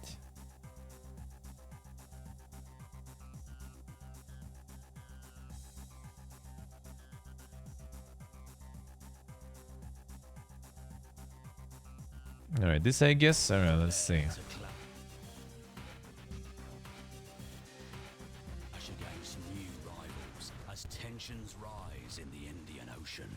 With fleets of resource-rich ships traversing these waters, pirates from across the world are driven But into it a is cool, feeding either. frenzy. Experience it all for free in the first season of For Skull and free. Bones, And the game would be Raging for free. Titans. That would be way better. That's for sure. Face the vicious Captain Philippe Lepeste and his legendary pirate ship La Potence in the tides of terror. Incurring the wrath of local supernatural forces, he leaves the Caribbean for the Indian Ocean in search of a cure for the curse inflicted upon him and for control over the helm. Equipped with plague bombs that taint everything they touch, he and his ravenous fleet of plague bringers and plague hunters will pose a threat to your pirate empire, luring into all-out naval warfare by decapitating his captains and taking down his invading fleet. They Leading got up like to an even epic more on some showdown. mystical shit. That's kind of nice though, at least. With more pirates swarming the Indian Ocean for a chance at untold wealth, you'll encounter brand new world events on the treacherous Yeah, that's just a recolor Because of the this, current mega boss. corporations I don't know like the why they DMC decided and to like companion the very royale first season rush just to put a complete recolor in. high-stakes That's fucking deals along dumb. the trade routes before pirates can strike. Hell-bent on defending their territory, the clan of Farah pulls together all their resources to build an elite warship to protect their merchant convoys. Oh yeah, As a there's the pirate, leaderboards your time. reputation is everything. That's what Climb you the grind ranks of the for, Kingpin basically. leaderboards to secure your place at the top and unlock exclusive higher tier And weapons that dude, and that equipment friend for of an my edge friend, who is against actually your like enemies. grinding like crazy, he's like top 400. Amidst the brewing turmoil, an influential figure from the West hears of your exploits and reaches out to you with a proposal to smuggle high-value resources under the nose of megacorporations while thwarting the pest's rise to power.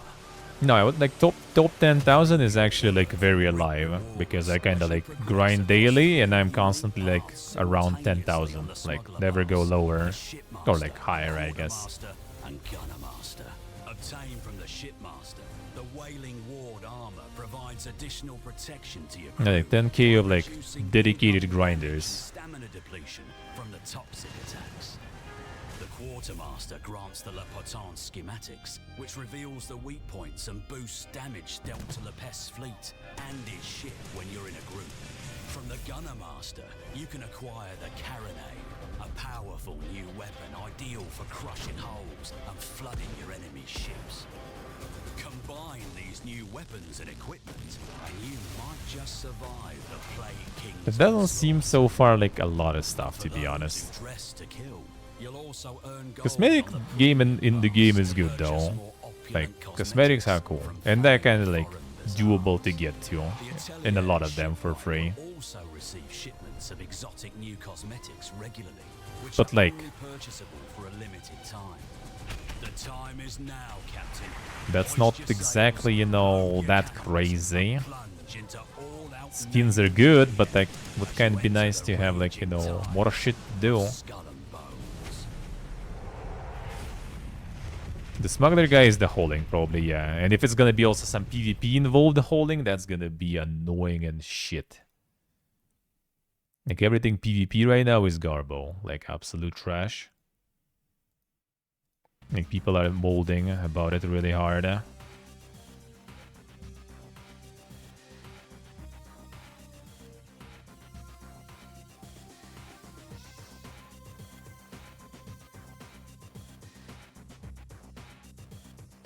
And the Pog ship gameplay for next AC games, yeah. Well, the thing is, like, they already have, like, 1 year of content also in there, so... We'll see how that will go. The problem is, like, I don't know what's the plan. Like, first season doesn't look like that super crazy Pog. And they should go all out on season 1 just to get all the people, you know, to stay and more people to join. Instead, first season is kinda garbo. And the end game, yeah, like when you see someone is saying that the game is boring, it's like bad, like they haven't played really, because like it's fun. Like it's obviously like not for everyone, right? Like if you don't like all this ship stuff, if you wanted to like to go boarding and everything, then maybe it's not for you. But like overall, it's fun and nice. But yeah, the end game and stuff is trash. It already has a lot of like cool activities to do and stuff, but no one almost does them. Like events when you like need to fight like the Giga ship, the boss ship. Like no one does that shit.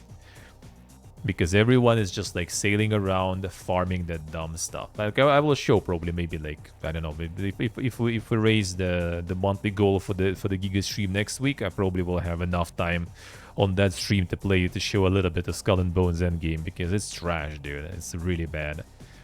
At least now I kind of like solved the problem with silver, so at least I kind of like, you know, need to spend maybe like a couple of hours per day to keep farming that stuff.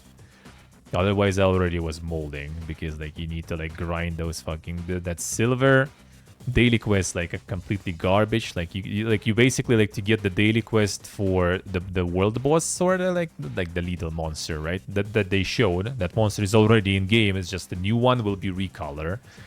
Like to get the daily quest for that boss, you basically need to like fast travel to the area where the NPC is, right? Get the quest and then fast travel to the area near the boss, go kill the boss, then go back to the NPC, turn quest in. Like the usual stuff, nothing special. The thing is that daily quest gives you 600 silver. Fast travel to that guy once is like 600 something. Like you literally spend more money to like getting to that guy for that daily quest than like getting money out of that daily quest. Like what's the fucking point, dude? It's dumb. Well, there is a point actually to do that though, because as soon as you take that quest, the monster spawns. So you go and kill it. Otherwise you need to like get lucky basically to find the spawn on it. So you need to take that quest to spawn the monster, then you go and kill it, but the quest itself is trash. And that's like many daily and other quests. Like they're not worth taking whatsoever, because you're just gonna spend a bunch of time doing them and you're not gonna get anything as a reward very much.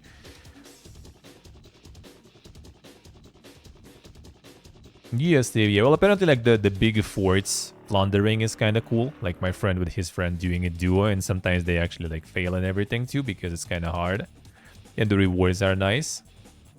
That activity is actually kind of rewarding, but you can't do it solo. So like if you want to play that game solo, yeah, you're gonna get stuck in that end game loop, and that's pretty much it. Because like everyone is stuck in the end game loop, no one really cooperates. So like all those events, they just happen and they pass. No one's there, no one's doing them. Everything people do is just like, you know, sailing around carrying those fucking coins, pieces of 8. That's it. That's pretty much everything people do. And sometimes people do farm like the ghost ship or the Giga Kraken basically. But that's pretty much it. Everything else is dead. Yes, Dave, yeah, I would say it's not worth it really. It's fun. Like the gameplay is fun, and like it's still yet to try, you know, like I want to get the ship that is like the tank center, that apparently is pretty strong and pretty fun. I want to try that shit. You can tank a lot of enemies with that stuff. I want to try it. And yeah, like in general, it's nice. But like, yeah, the end game is really bad. And the thing is, like, automation for all this gathering and everything is planned only for season 2. Like, why, dude? Like the whole season, basically, like 3 months, people gonna fucking suffer. Do you think people gonna just like stay in the game that way? Fuck no, man. A lot of people just peace out because it doesn't respect your time. Like I am still playing because like basically like the key that UB sent, it has like this like I think like the premium like battle pass enabler. So I just kind of thinking, I'll think about it when the season, you know, like details will be out. I'm thinking about just kind of like, you know, doing one season to get all those like premium nice rewards, see what it is, and then probably I'm gonna peace out. If I didn't have that, I probably already would like uninstall, because like it is just like already at some points it was not fun at all. Just like you farm currency that you're supposed to spend on cool stuff, but like you can't even, because you first need to like upgrade a whole bunch of shit with that currency, and so you can make more of that currency, right? And then like down the line, probably a month down the line, there will be already, I guess, time. All right, now I can actually fucking spend it on cool stuff. But then it's gonna be season over, and next season you again need to start with all this upgrading and spinning up that machine, and that I'm not looking forward to whatsoever. Because it's literally just grind for the sake of grind for weeks, basically. Well, I mean, it's not like that bad. I guess I kind of like upgraded a whole bunch of stuff, and I mean, I'm doing it like for a week or something. But like, I don't know, man. It's just kind of like, I have a feeling it's basically like all those activities and stuff they're gonna add. If you don't have like a group with you, if you don't have friends you play with, you're probably not gonna be even doing that. Because like random's not gonna be doing this, you know. And organized groups already organized groups, so you're probably just kind of gonna end up not doing any of that content and just like sailing around for those coins. Yeah, you're gonna probably get a bunch of cosmetics with those coins and everything, sure, but yeah, why? Cosmetics are fun when, like, you know, the game is fun and the gameplay is fun, and you just kind of like do it. Like, you try different ships with different cosmetics, you try different like cannons and everything, right? When different cosmetics, different activities in different cosmetics.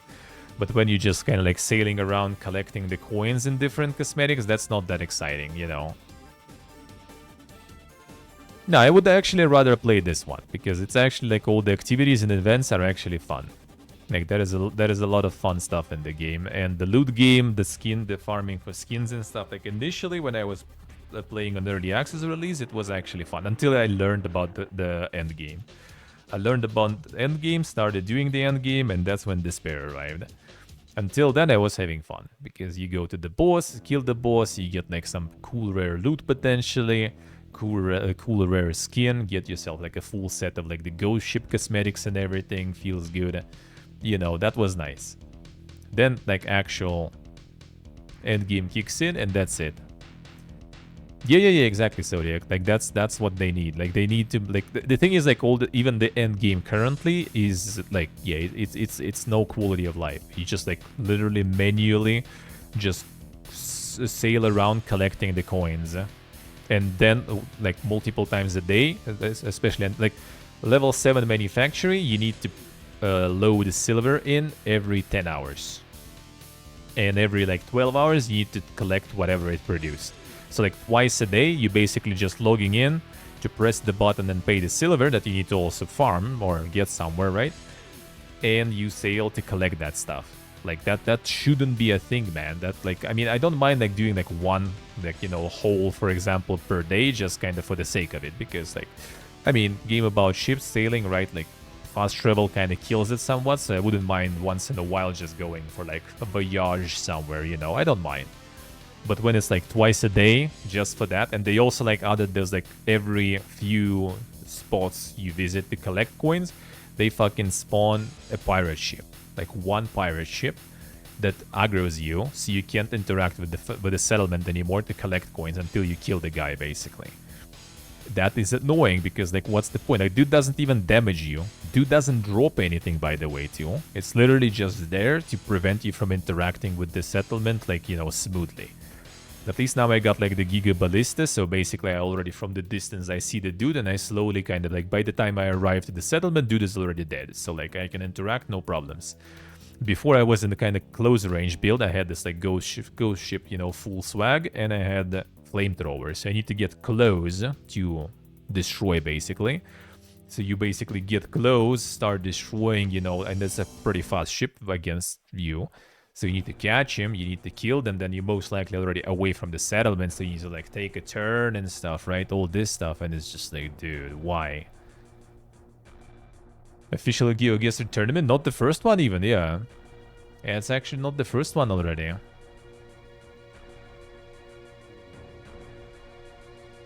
Play the game until end game and then you drop?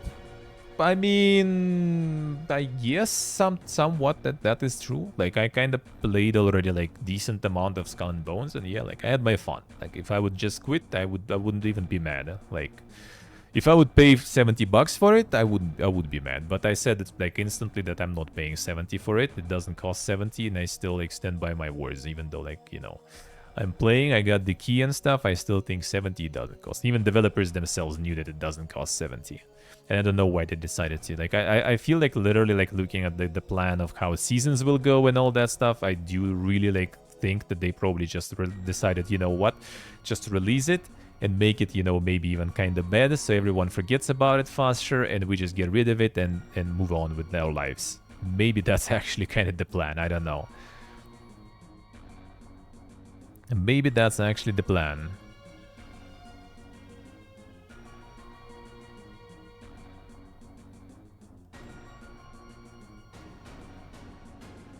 Larian working on mod support plan for Baldur's Gate 3.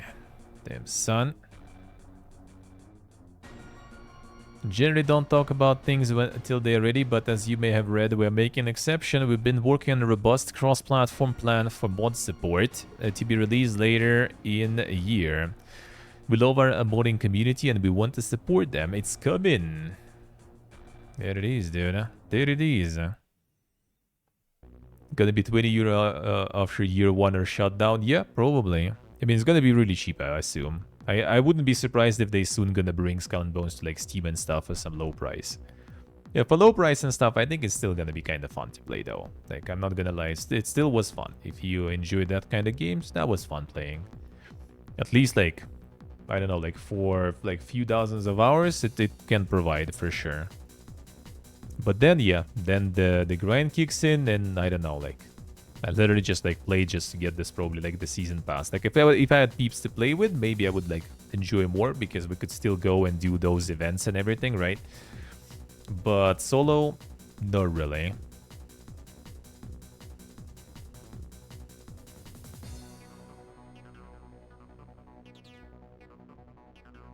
Alright.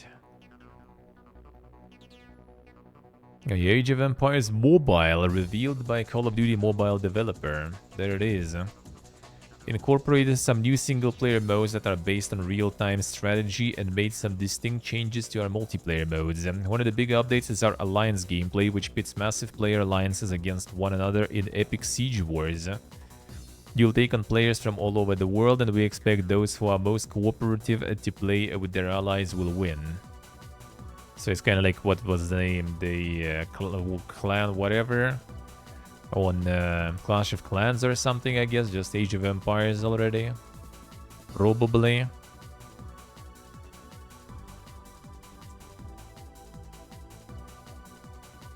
Korea has fined Twitch for suspending services in the country. So that's like super PPG.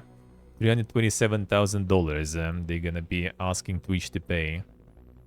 So basically, Korea has this like some amazing government that's going full protectionism mode on their local businesses.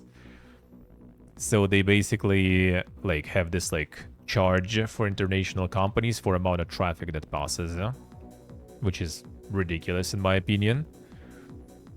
So they like, you know, like you make a good content that people watch, so you're gonna pay us because people from our country watch your content. Like, bro, the fuck is that? So Twitch said that they're gonna just leave the country instead of paying them, which does bring some issues with that, as in, you know, a lot of streamers are kind of not in the best situation now. But I mean, that's Twitch, man. I haven't heard from them in over 2 years already, not getting paid at all. So, you know, at least they got some, like, updates, I guess, from Twitch. If they go completely out of the country, why would Twitch be made to pay anything at all? Yeah, they probably not even... Well, actually, let's see what the pretend... On which pretense they asking them to pay. Let's see...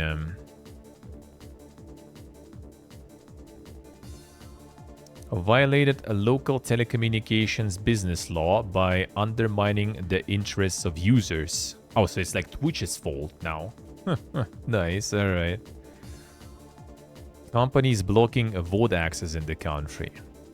Which, I mean, they actually did because, you know, everyone watching VOD is basically making a loss for Twitch.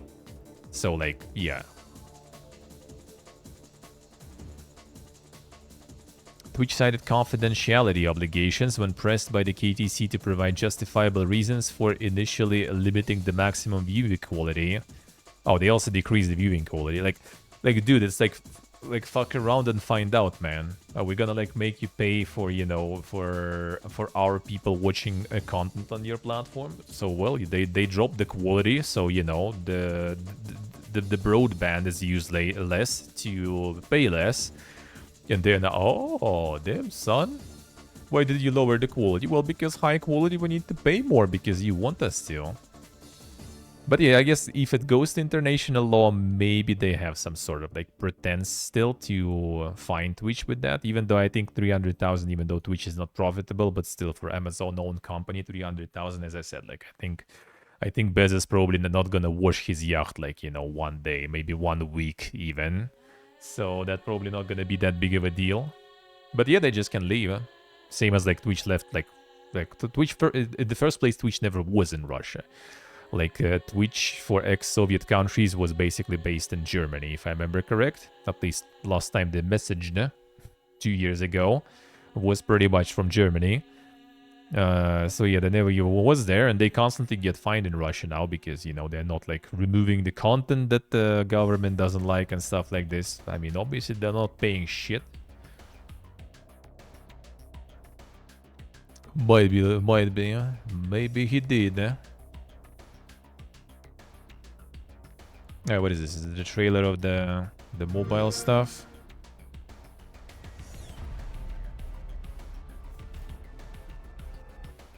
Gameplay, please.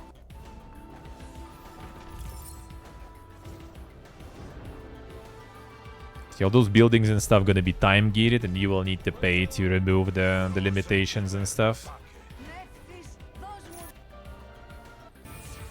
Oh wait, the skills, powerful skills there. Oh yeah, so is that's gonna be some gacha stuff probably, right? Gacha with some heroes and stuff, most likely. A realistic world control, damn son.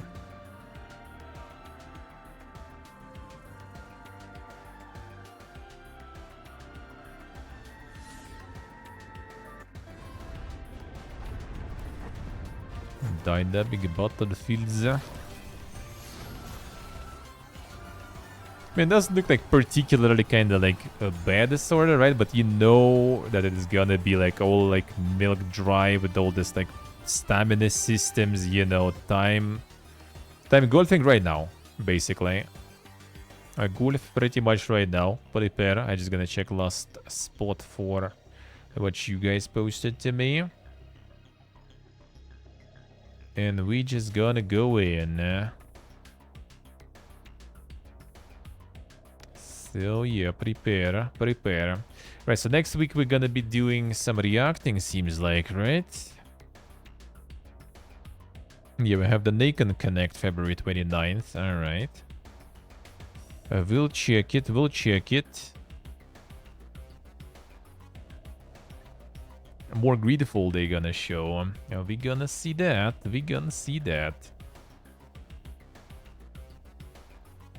Alright.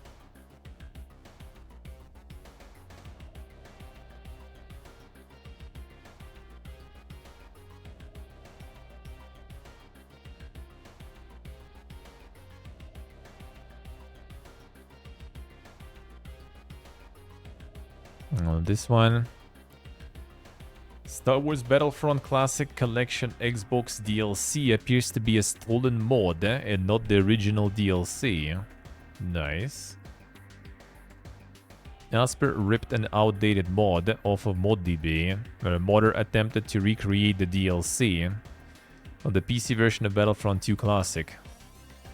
Original Battlefront 2 had a DLC pack exclusive to the original Xbox, came with 2 heroes, Kit Fisto and Asajj Ventress, and the 4 maps. Both of these characters had unique animations, movesets, and that no other characters had in the game. In an attempt to bring these characters and maps to the PC version of the game, modder reskinned the 2 existing characters to look like Kit Fisto and Asajj Ventress. The characters look just like their DLC counterparts, however they had the same default animations and attacks as the other heroes. 2 lightsabers connected by a fiber cord that she holds in one hand. However, that isn't what was shown in the trailer. In the trailer, for about a second, you can see her holding 2 lightsabers in each hand, which matches the mod found here. Another clip of her holding her lightsabers in separate hands appears here.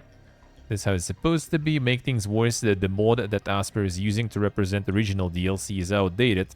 Original modder of this went on to update the mod and not an original animations and movesets that Asajj Ventress and Kit Fisto have.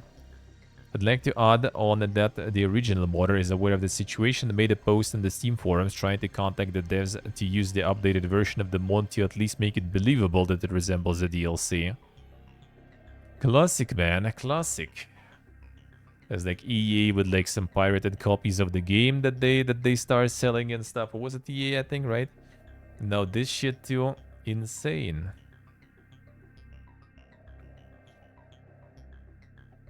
A nice window, nice. Oh, Rockstar, yeah, Rockstar, I think, true.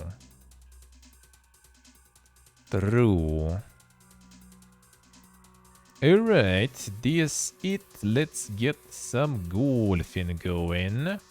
One run of golf before out for today. Let's do it. Let's get a little bit of golf going.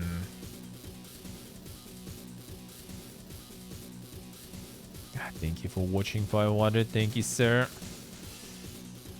Thank you, sir. See you tomorrow. Mind Magic 6 all day. RPG Monday. Pacific Drive back on Tuesday. Tuesday might be starting a bit later, though. Still no day offs, but might start a bit later.